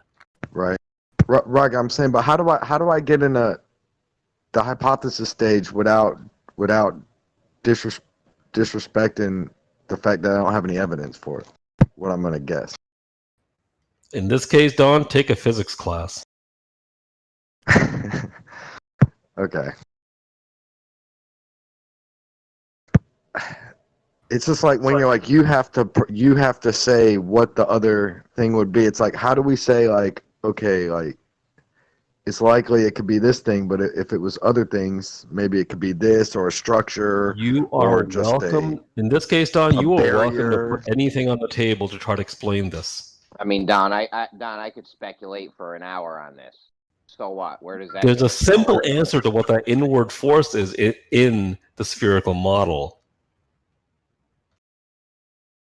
Well, the real scientists do this, and they don't, they think it's just falling. What's your hypothesis? Mine is it's floating, but I don't know why. No, maybe should. What does that mean? Floating is a function of buoyancy. Let's be clear about that, okay? Yeah, it means that it's okay. Levitating. Levitating is caused by a force, Don. There's no magic in this, okay? The problem is that you flat earthers cannot just throw out laws of physics and the uniformity of nature to try to explain this. Okay, here's what I'm saying. Listen. We go up so high with the balloon, but then the air is so thin it pops, right? But what if you guys, with your stronger machines, y'all can bust through the little area, right? And then after like 300, 400,000 feet, y'all can just float up there. Maybe everything levitates up there. Floating works. Floating implies that it's resting on top of something. So it's being compelled downwards as it always was, but it's just on top of something else. Maybe it switches. It's floating on water. Maybe it switches. Maybe equilibrium switches right there. I've heard that theory before. Right. How do we replace maybe with it is? How do we go about that? Well, that's the thing is why it's like, oh, well, you guys keep having this back and forth burden of proof. The guy said a couple minutes ago, no, now you got to disprove my thing. I don't really know how it was said, but it's not always said the most respectful in all directions. Let's just put it that way. And it's like, okay, let's falsify this. Like, oh, but we're not going to do what the flat earthers want. Is what it always comes down to. So how do you propose to go from taking this hypothesis or whatever this is from the status of wild ass guess to something along the lines of a theory with confirmation? Well, maybe like when they do the rocket launches, instead of cutting to the CGI screen, they can just have the actual camera on the whole time. Maybe that would help. No, that's not going to do it for you. This whole thing about maybe there we go. Now we have an argument. Now you're divining my thoughts, right? See, why? Okay, I'll respectfully ask you, sir. Why do you think that wouldn't do it for me? This idea of maybe you get past a certain unknown point and stuff just floats. How do you prove that, Don? No, I need to repeat myself, I guess. Maybe we can keep the cameras on these rockets. You need to think about how that doesn't answer the question, Don. Look, Curved. Obviously, there's going to be the manipulating of the variable curve, but we would have to watch the stuff the whole time up there, right? We'd have to at least acknowledge we're going to look at it the whole time, whatever we propose we're going to do. No, what you need to acknowledge is that we don't have anything that goes up and just floats. Are you sure about that? Are you so sure? 100 motherfucking %. And why is that? Explain to you what floating was. It's not floating, Don. Dude, don't be semantical. Don't be semantical. You're implying you've always seen everything come down, right? You know? Don. Right? It's not. Dude, don't twist your own argument. You know you're trying to talk about phenomenon, not semantics, man. And the phenomenon of being up there by any physics mechanism is fine, no matter what term you want to give it. You're implying they're all going to come down unless it's orbiting curve. That's what you're implying. The term is orbit. Oh my God. So if it was a flat Earth and they were staying up there, the term probably wouldn't be orbit anymore. That's right. It wouldn't be, would it? Right. It'd be called floating. So anyway. Would a baby? No. Hold on. Anyway. Your circular floating path up there is not analogous to an orbit on around the spherical Earth. Whatever. You guys, the audience here can change the goalpost. How would you go about proving it? Oh, that's interesting. They don't have the cameras on. Oh, let's change the subject. Now we're going to obfuscate with a talk about orbit when we want to talk about floating. Like, oh, y'all all hear it. Everybody hears it. Are you done? Okay. Now, the orbit is not something just up there going in somewhat of a circle around the Earth. Floating is not analogous. No, we all know what orbit is. You're disrespecting the whole community by acting like we're all chemo right now. That is such utter crap, Don. You're disrespecting everyone with your derp here. I said it first. Stupid, Don. I know you are, but what am I? I didn't expect you to go to that level yet.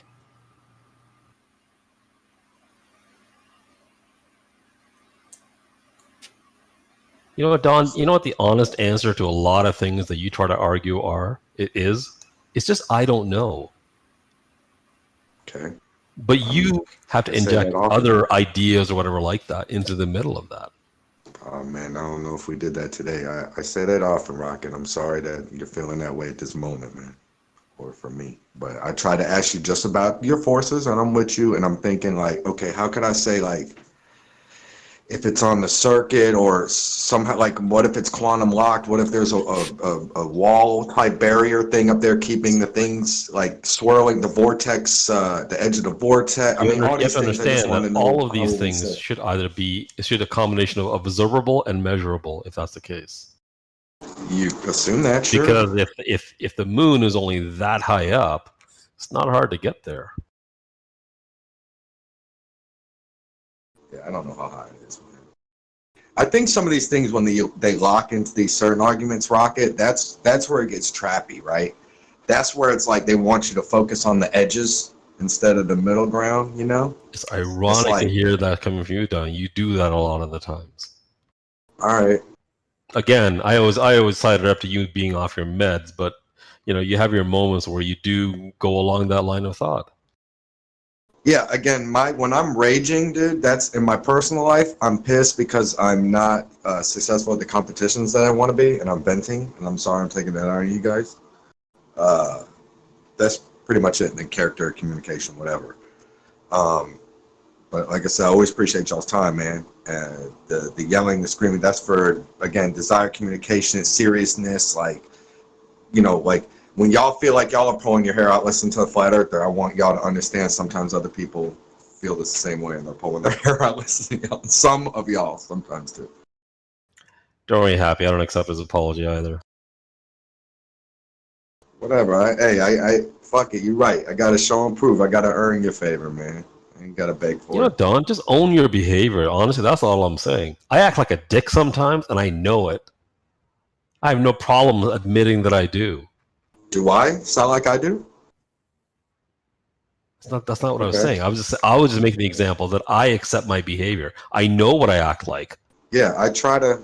Yeah, dude. I know I'm a dumbass, dude. Fuck. I know the dude. I got to be in the category of the dude who says, "Oh, maybe my brain's not there," and then have to explain it all like a thought experiment, the same way Chemo did and stuff like this. I know I yell at you guys, and you're like, "Oh, it's just crazy. Why is he yelling? He doesn't know us." I understand this. My whole point of bringing up these, like, some basic analysis, because it goes down a rabbit hole quickly. I don't want to be like, for example, for me to calculate what the actual deceleration on the moon, I'd have to know. I know what the mass of the moon is. I know what the size of the moon is, but I have to know what those quantities are in the flat Earth model in order to do that. Right. But there are no numbers. They're like just like there are no numbers for what the altitude of the moon is over the Earth, even though that is what is claimed. But that's why I get hurt a little bit, Rocket. Like, what's the margin of error on that? Like the mass for the moon claim and stuff like that. Like, how much could you be off one way or another? There's way different ways of answering that. But like in any given error, in any given measurement, if you're out by 1 or 2%, it's no big deal. That's actually acceptable margins of error when you're taking a measurement. Agreed, that's what I mean, but dang, are you really think it's that small? What is that small? What would the margin of error be if you tried saying that the moon was only 4,000 miles above the surface of the Earth? Sorry, Chris, what did you say before the 4,000 miles or something? What would be your error margin if you were trying to measure and see if the moon was only 4,000 miles above the surface of the Earth? What would be the error margin of that? For the mass of the moon? It'd still be the same 1 to 2%. It's 27. Well, I can't give you a mass because the flat Earth doesn't believe the moon's a solid object, so I can't. Here's why I can't even answer that, is because partly the way you can measure the mass of an object, of a celestial body, not like a satellite, but like a large body like the moon, is you look at its period of motion. So if you know, so we have an estimate of what the moon's what the Earth's mass is. That's exactly. The moon. And I'm sorry to interrupt, Rocket, but I know that's what it's going. It's going to go back to that. As I understand that you have to have the gravitational formula and all that to do all this, and it's always like, okay, now what's the margin of error on the Earth's mass? And then it just gets interesting, man. But here's the thing. No, the Earth's mass we know very well. Why? Because we have satellites flying around the Earth in order to to measure its geopotential. One thing you have to know is the Earth's gravitational geopotential is not a derived value. It is something that is measured by satellite motion, and we take those values and get those measurements, and we make an empirical, a semi-analytical, semi-empirical model that gives us a better model of the Earth's geopotential value, and we can use that to model other things. But what it also does, it gives us a very highly accurate value of what the mass of the Earth needs to be. No, but sincerely, how does the constant rate of acceleration give you the mass? Like, you have to reify, right? Don, it's the motion of a satellite around the Earth and how the variances of the surface of the Earth affects its orbit. Earth is not a perfect sphere. So you're talking about you've deduced that, oh, there's a mountain that weighs this much, or that's, you know, protruding here, or having a gravitational potential at this vector or at this region, and therefore the differential in the little measured acceleration rates is different here. You're talking about, you've deduced that shit to talk about the Earth's mass? Come on, dude. Yeah, actually, Don, if you want to go to math, and if you want to go into that depth, I can. Okay, now right? listen. But Can I at least? I don't go down that rabbit hole. But I'll answer you this question. Yes. Can I? And so can I at least get some credit to being able to follow along to what you were telling me? That's fair. I'm not going to diss you on that. But without going down the mathematical rabbit hole, yes. All right. Well, it just seems radical to me, bud. But I appreciate you. Rocket, I want to go down. I'm sorry, delicate, not radical, delicate. I have to go down to the rabbit hole of a Legendre polynomial and tesseract harmonics, and how those values are measured by satellite motion. But yes, Don, without going down that, I can succinctly tell you, yes, that has been done. That's why we know that the Earth. We say the Earth bows out at the equator. But did you know that that's also an elliptical shape? There's a value that accounts for that. Oh, that's interesting. There's the J2, which is the bow. The J3 is how the equator is actually elliptical. There's values that account for the fact that the Earth is actually bowed out more south of the equator than north of the equator. That's been modeled. It just seems like the triangulation. Normally, here's how I'm seeing a triangle deduction. I know it's not geometry, but you have one anchor of the acceleration, and then you have two other triangle points you're trying to get is the mass and the shape, and it seems like you're filling in both with just the one corner of the triangle with just the acceleration constant. So that's why it's messy for me, and I just want to share where my limit is. That's the best I can say. Don, you have to go down the rabbit hole if you want to understand this better. Okay, but if you want to understand, look up gravitational geopotential model. You'll find a Wikipedia page. Yeah, I've been through it, and maybe we can side project it one day, because Zanuck didn't really want to do it with me. Rocket scientist. You say you will, buddy. I'm going to go to the limit of my understanding. When you say geopotential, I don't know what that means. Can you explain that to me as if I were a first grader? It's modeling the Earth's gravitational field. WGS. No, WGS-84 is the geoid model of the Earth. It's related, but it's not the same thing. Oh, I thought they had those measurements in some of those datums had those measurements. I'm sorry. And then a lot of those are done done with satellites. When we're measuring the Earth's gravitational pull, isn't it kind of hard because you have to measure not only the moon but the sun and all the planets around it, because all the planets around the solar system are around our planetary bodies have gravitation, and they're pulling and pushing on the Earth, right? Okay, so when you're talking about like the moon, so like the Earth and the sun, because you're talking about like more vast distances, the variation in the shape of the Earth really doesn't matter in that case. You can just call it a point mass, like a lump of mass in one point in space. But when you're talking about something closer to the Earth, where you're talking like satellite orbits, then you want to take into account the variation of the shape of the Earth, because it's affecting the satellite's orbit in a certain way because of the differences in the gravitational field of the Earth as the satellite is orbiting. And you can measure the deflections of the orbit And from there, you can work backwards to figure out what the shape of the Earth needs to be in order to affect the satellite's orbit in that way. Oh, okay, so if I understand what you're saying correctly, say like we go to the planet, this is going to sound weird, directly north and directly south of us, which I understand in space there is no north and south. But north is closer to the sun and south is further away from the sun, okay? In this case. We don't really have to take into account the gravitational pull those planets have on us when we're trying to account for satellites and their geopotential. Is that what you're saying? Are you asking do we need to account for the gravity of other planets on a satellite? Well, you said when we're looking at the shape of the Earth through satellites and its geopotential, objects we don't need to account for. So I'm kind of bringing it closer to the sun, closer than the sun to the closest planet to us, and on both sides of us. Is it just negligible? Is that kind of it's so micro? It's usually a combination. You can account for it. I mean, it just makes your model that much more complicated. But at a first iteration, I would just ignore those if I was doing an estimate. And then you can start refining your model and start bringing in more and more complexity to it.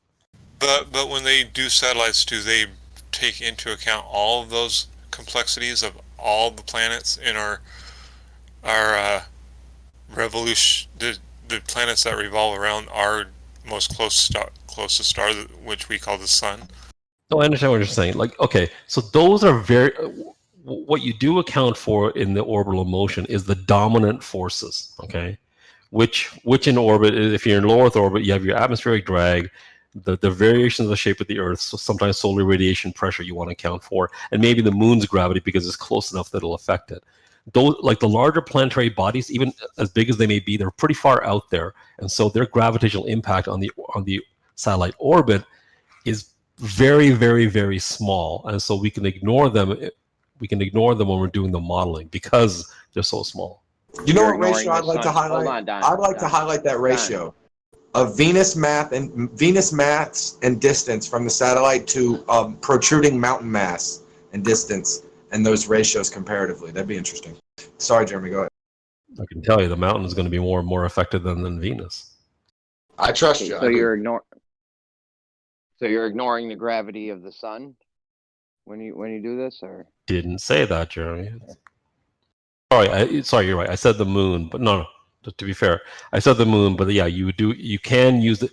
It's actually differential gravity that you actually account for with the sun's effect on the satellite motion, because the Earth's gravity is actually the primary gravitational sphere of influence, which makes the value even smaller. Because what you're thinking about is the sun's gravity on a satellite. That's the absolute effect. What you actually have to do is the relative effect. And now I'm going to wrap one out. The moon and the sun affect the tides, right? Yes. I understand what you're saying. You're saying because the Earth is closer to satellites, the geopotential or the gravitational pull on the satellites is greater, so you don't really have to take into account the sun and the moon and the other planets. Right, because the Earth is a lot closer to the satellites than those other things are. Yeah, and I forgot, it's actually relative when you're doing it on. So when you're doing the gravitational effect on a satellite, so it's the Earth to the satellite, but then for the sun and moon, it's actually relative gravity to the satellite that you have to calculate that effect. Well, if you think about it, how close is the furthest satellite from our Earth that's in orbit of our Earth?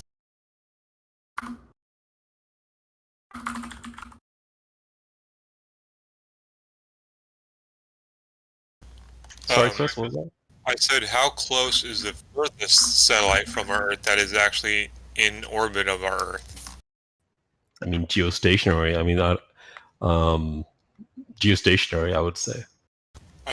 When I say how close, I mean how many miles above the surface?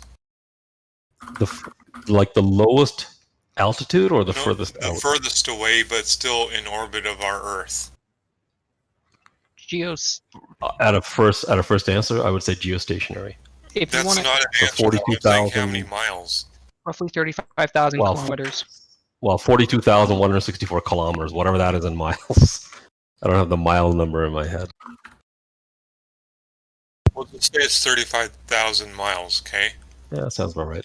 35,000 miles is a lot. Let's see. But as was pointed out, you have to remember that gravitationally is 1 over r squared. So it, as the distance increases, that force really goes down very quickly. Right, I'm trying to compare the distance to the planet. If you want to... Sorry. The distance to the Earth's surface compared to the distance to the of that particular satellite to the Moon's surface. Geostationary is 22,000 miles. The moon is roughly 250,000 miles, so it's about 1 to 9. And then the closest planet to us is, in comparison to its distance from our moon, is probably a lot more, right? Way more. Into like 300, maybe? I'm just throwing it at... I have to pull up the numbers, but yeah, it's going to be like way more than that. So closest distance to Mars is roughly 35 million miles. So that's about a magnitude of 100, I think. Say magnitude, are you saying like 1 to 100? Like, yeah, about that. That's just off the top of my... That number's off the top of my head.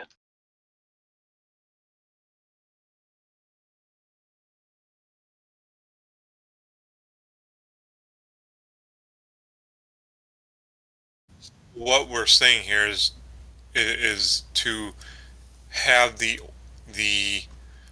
gravitational pull of Mars pull one of our furthest satellite away from us. The gravitational pull of that body would have to be very, very, very strong. Okay, so he said it doesn't, though, right?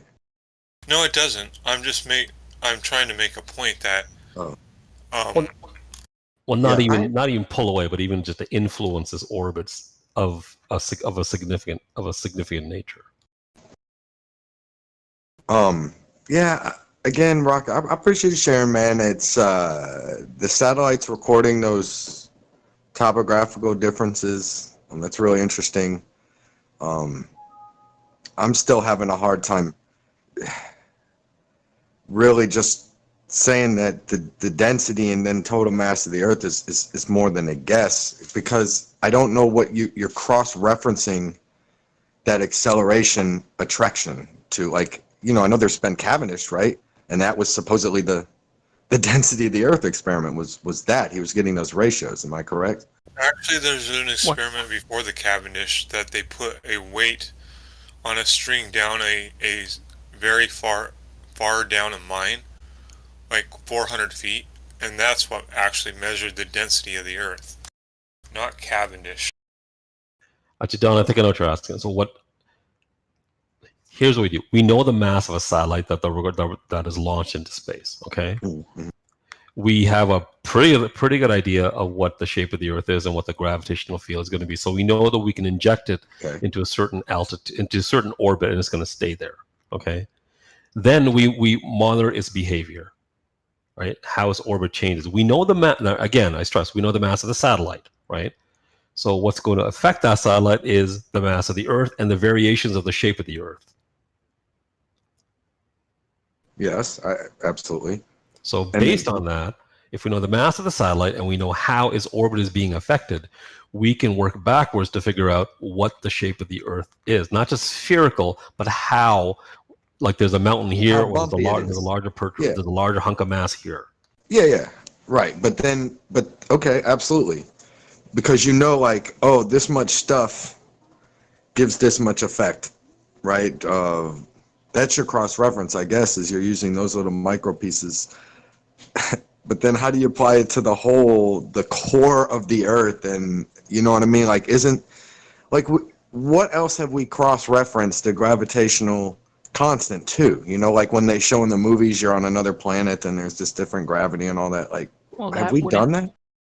Well, that wouldn't be the gravitational constant. That's just the acceleration due to gravity. That's just My bad. independent. You're right. It's a space-time constant at that point. No, it's just the gravity acceleration from the mass of the body. Right, and you're saying it's not constant because the body is not perfectly uniform, right? So the uniform rule is now the space-time rule. So that's why I said that. No, I'm saying we shift that to the constant. No, I'm saying that you can use the gravitational constant to calculate out like the different accelerations on different planets and stuff, but the gravitational constant is not the cause of the different accelerations. Okay. Better, I have whiskey too. I have what I have over there. What's wrong with me? I have the Glenfiddich 12-year single malt. It's better than mine. I just got some Gentleman Jack in my coffee on my day off. Yeah, that's okay too. I just have a little bit of that, and then I drink the not good stuff if I want to do regular drinking. You know. Okay, so my man, so Earth has one gravity rate and Mars has another gravity rate, right? Different only gravity in the large scale. In the large scale, right? Like I'm sure Greenwood would agree. Like when you're talking about Earth, Mars, yes, you can say it that because you're talking like vast distances, and so you don't have to worry about the shape of the planets of that. In that, I'm talking about standing on the surface. Acceleration on the surface. Yeah, the surface.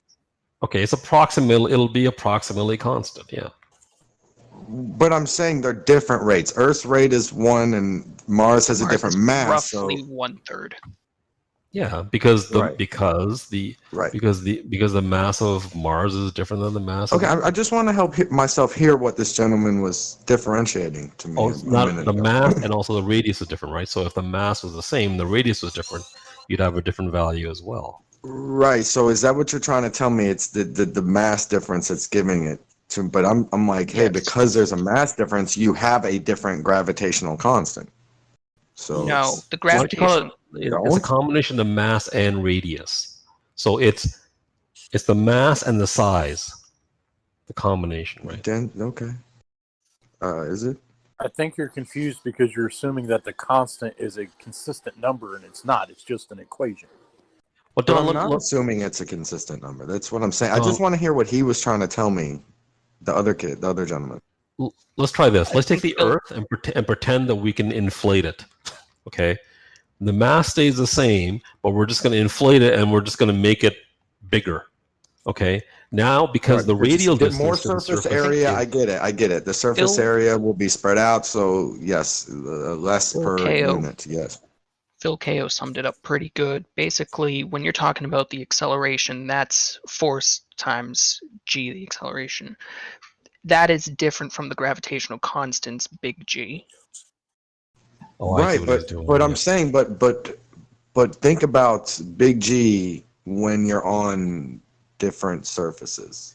Okay, it becomes the space-time constant at that point. No, big G. No, done. Okay, 9.8. Okay, Newton's gravity is G m1 m2 divided by r squared. You know that, yes, okay? M1, M2, take one of the m's out, and that's going to be one of the m's out, and that's just what now what you have left is G m over r squared.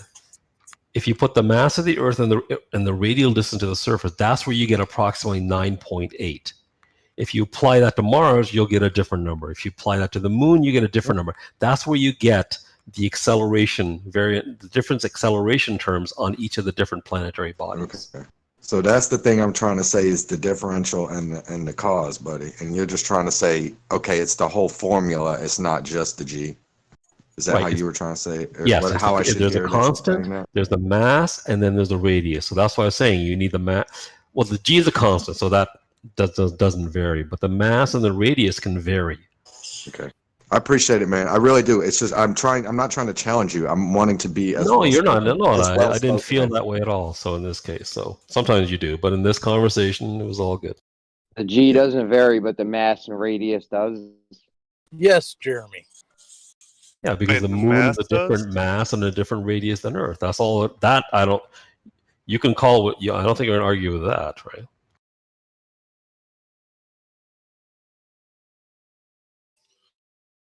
Mars is a different mass and radius than the Earth. Where did we get the? Where did we isolate G? How did that happen?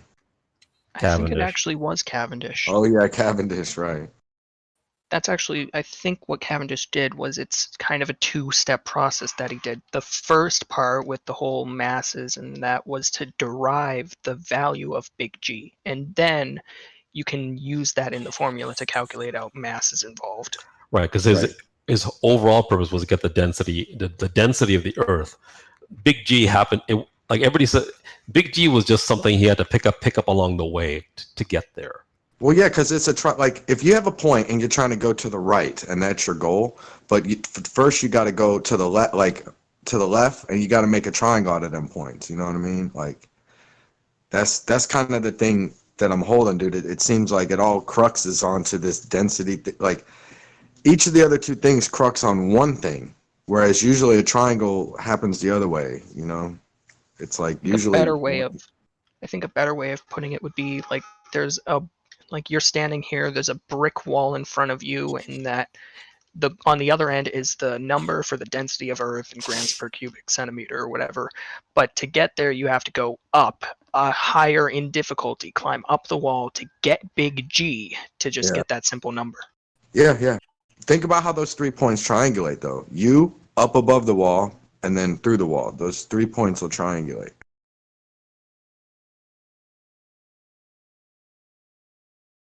And I'm doing unfair application, but because I keep seeing it geometrically, it's like. Well, I get what you're saying, but that only applies. I mean, that only applies when you have those number of variables involved that you can make that analogy, right? It's not always applicable. You're right, and I need to throw that bias away. I keep seeing it like this.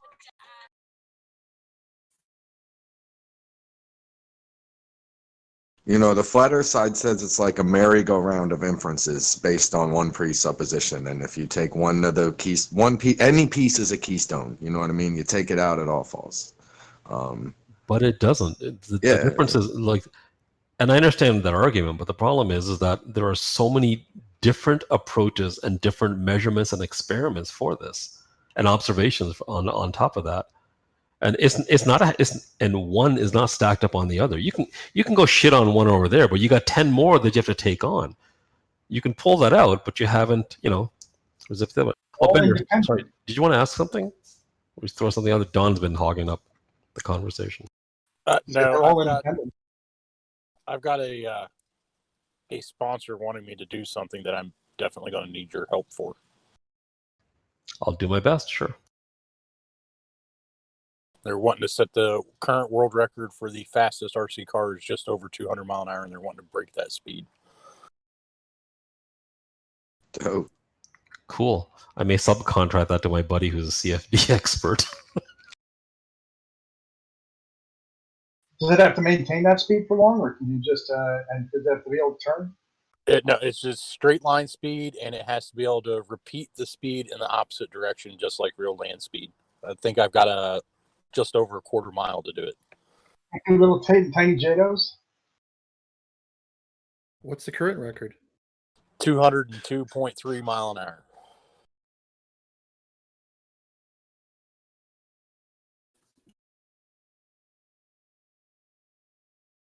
Centrifugal force on those little wheels. Jesus. Yeah, hold on. I'll find a video of the current world record. Well, it has to be in wheels. You can't use rails or anything like that.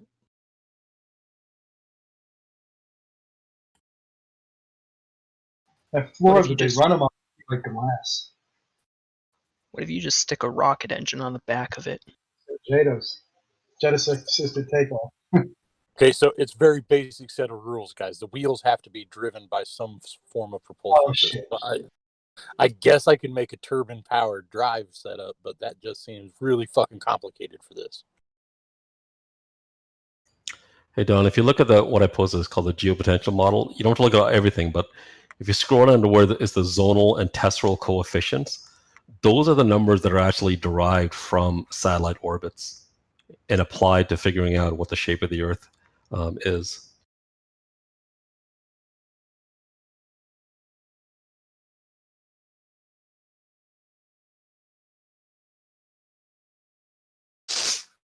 I'm sorry.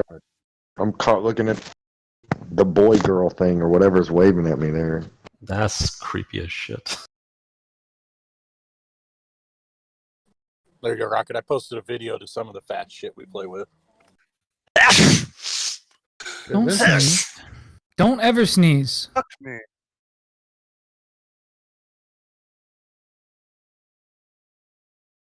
Since when did Mr. Bean have a child? Holy fuck, look at that car go, man. It's hurt like hell when it hits in the ankle. I know Kevin Talbot was really close the other day, and then he packed a bunch of air under his car, and it got destroyed. If you're going that far, like whatever your road surface is also going to impact your performance, right? Yes, it will. One mistake, yeah, catastrophe. I mean, a little pebble on the road could impact the whole thing. That's I don't know. If you have enough downforce on it, your aerodynamics of it are going to slam that thing to the ground. It probably weighs like 50 pounds on the wheels. Well, that's what happened. If it hit the tire the right way, it could affect it. Can you imagine it just hitting a stick? That's what happened to Kevin's car the other day. He got hit a dip in the road, and it lifted the front splitter, and it got air underneath of it, and the car got destroyed. It turned into carbon fiber dust. Or worse, imagine if it hits a squirrel or a bird. Oh my god, look at the truck.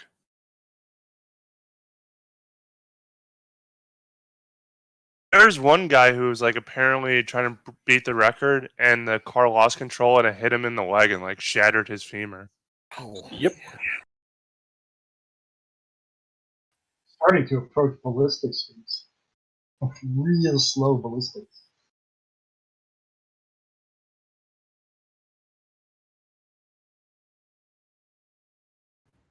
Ben, I was thinking, what if you had would it be better on let's say you had a very long hallway with more like a more flat surface? A warehouse almost? Something like that, yeah. Flat for it would have to be exceptionally long, and you still need room to slow the damn thing down. Yeah, you got a wall. Yeah, something like very long, obviously, yeah. All right, guys. In Amazon warehouse? Oops, sorry. Tesla warehouse. Tesla is 9 million square feet. Something like that would work.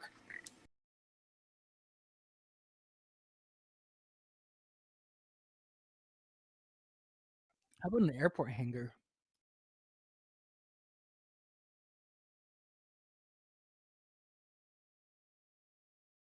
All right, so I opened your link, Rocket, and that's kind of why I just opened with what do we think the range of error could be, because like usually the conclusions of most fair science stuff, it does say, hey, we are still working on it, we're still building, this is our best guess. That's usually the conclusion, I think.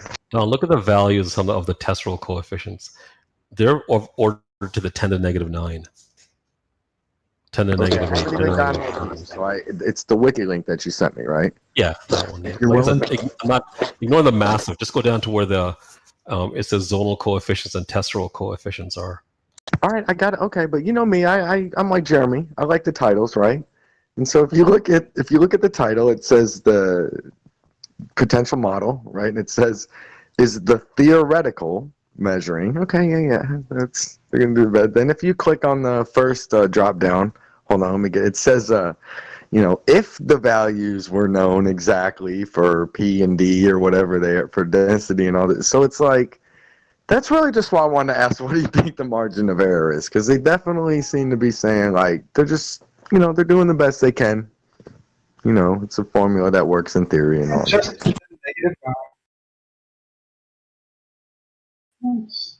Hit or miss, 50-50. I'm sorry, the second drop down, the deviation. from a homogeneous sphere. Did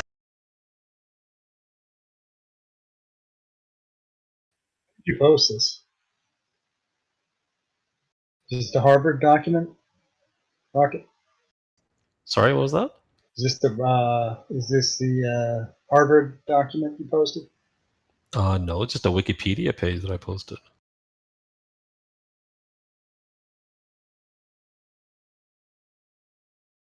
Yeah, they got to do. Yeah, it's pretty deep, man. The coefficients you're talking about, Rocket. Give me half an hour, bro. Because yeah, I gotta learn that. I've never seen it before. I'll be back. Every time you say the word bro, it makes you sound like you've lost 5 IQ points. Don't do it. Yeah.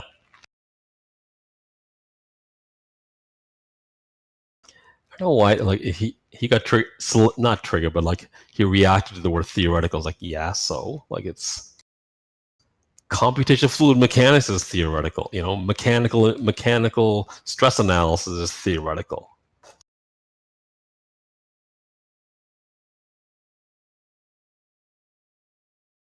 Sorry, I didn't mean to bore you guys by talking about satellite and math crap, but I don't know. Don wanted to go down the rabbit hole, so I entertained the idea for shortly. Well, heading to New York tonight. I want to Lyndhurst, Long Island. What are you doing up there? Is it for family stuff or work? You're going to take the boat out for a test drive?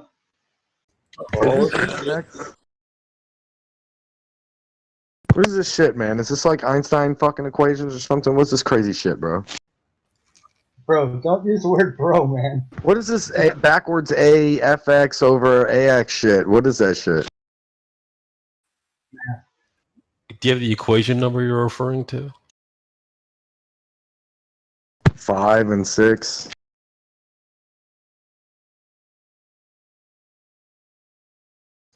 You mean the partial differentials?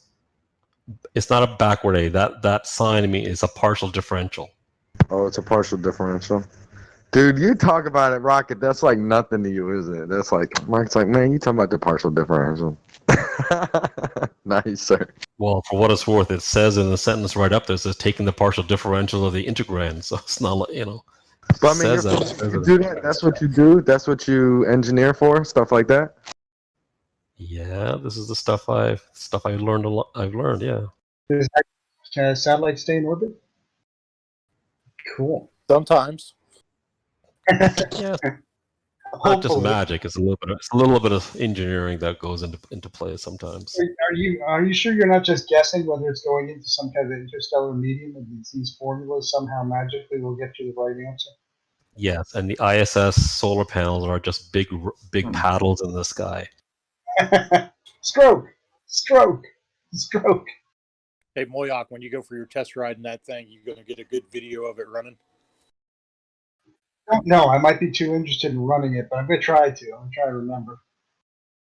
I won't get an external view, though, so I'll be able to show you the prop wash and maybe a couple of splashes off the back. I'd like to see the prop wash and the back corners of the rocker covers.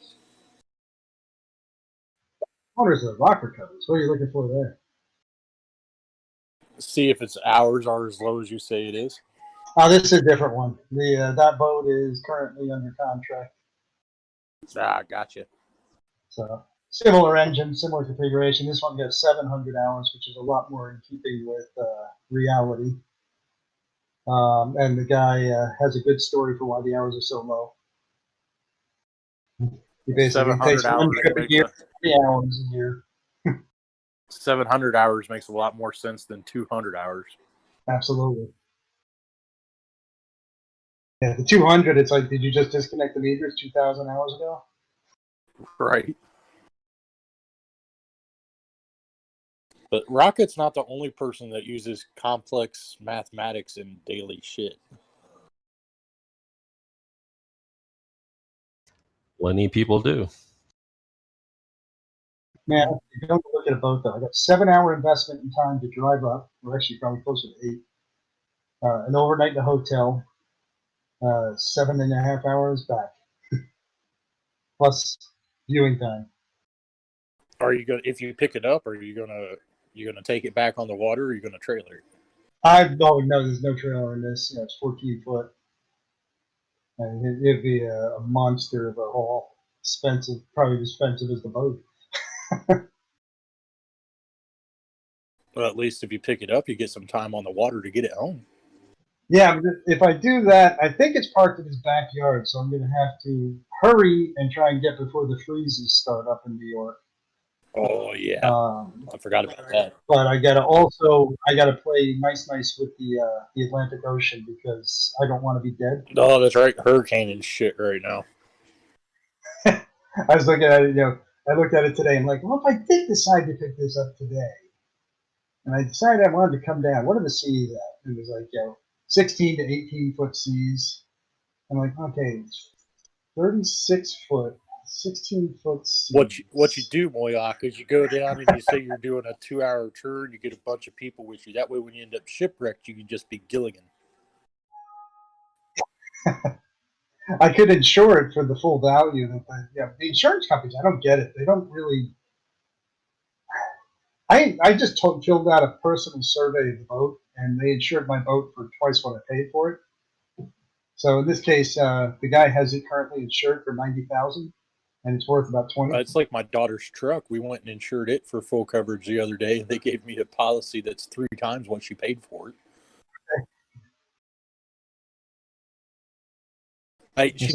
She did get a really good deal on it when she bought it, so there's that too. If I sink 3 of them, I can own myself like a real yacht. Change insurance companies. We don't think you're a good captain.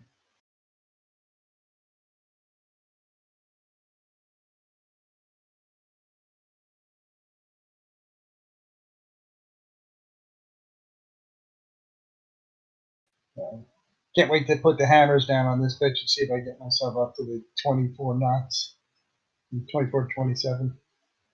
You're gonna be giggling like a kid at Christmas. 454 and big 4 barrels opened up. Watch my tank's empty out. Once your tank go down to nothing, you got to take a selfie video with your Star Trek shirt on. Captain. That's it. I'm going to call it the USS Enterprise.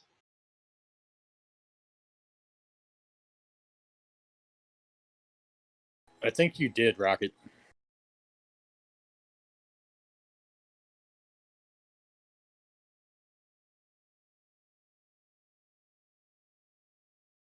Rocket.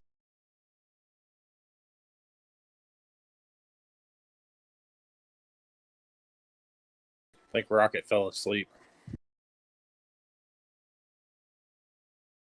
So when they're data mapping, right? Something with the more coefficients is going to have the higher detail or the lower detail. It's the higher detail, obviously, right? To be honest, I haven't even looked at the equations that Rocket posted.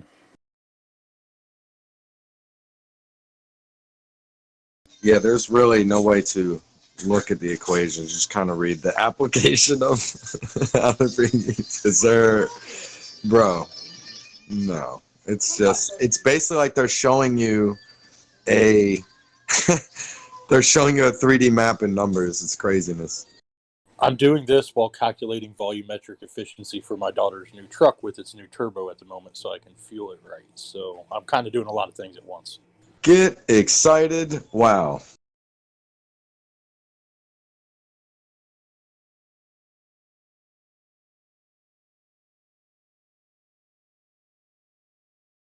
I think I decided what my new career path is going to be, though. What's that? I was looking at how much surveyors get to survey a boat. Oh, Holy right. It's shit, ridiculous. And all we got to do is go walk around the boat and say, yeah, that doesn't feel squishy. Right? It's ridiculous money for what a boat surveyor does. Now, I could see if you're doing something like a multi-million-dollar yacht, but these guys get paid to go do small shit, too. $23 per foot. What does my $23 a foot get me? Somebody to go, yep, it's not rotten. Yeah, they do a preliminary survey of the engine. They'll run the engine. They'll put a thermometer on it, make sure that it doesn't have any hot spots in the risers and stuff like that. So they do a little bit of mechanical survey, make sure it's not leaking, check all the wiring, make sure it's up to code. It's probably I'm guessing like 2 hours of evaluation, and then probably another hour to write the report. That's not super bad. Good money if you can have it, though. I mean, the 40-footer I was looking at is going to cost me $960, so $960 a day if you only did one survey. Yeah, but that's just like traveling for me. And then I'd have to get the trailer and all that fun shit.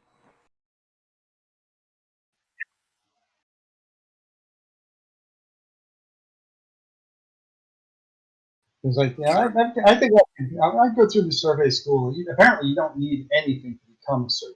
All you can do is just go out and say, "Hey, I'm a surveyor." There's no licensing for it at all.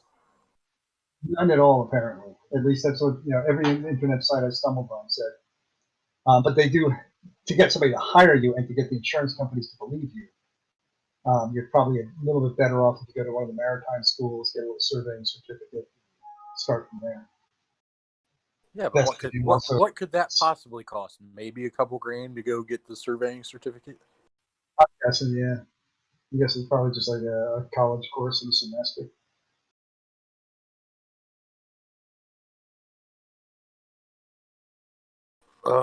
Only 4 more fuel tables to go, Moyak. Cool.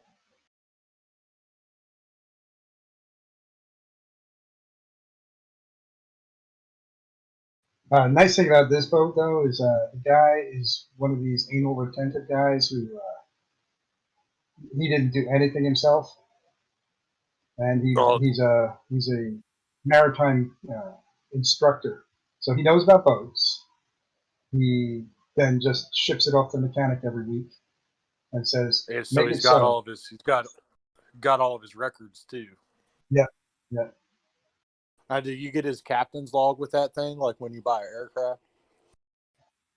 Those are pretty few and far between, but I've only seen one in all the years I've been playing with boats of these classes. You gotta get up to like 60 foot before you get a real captain's log.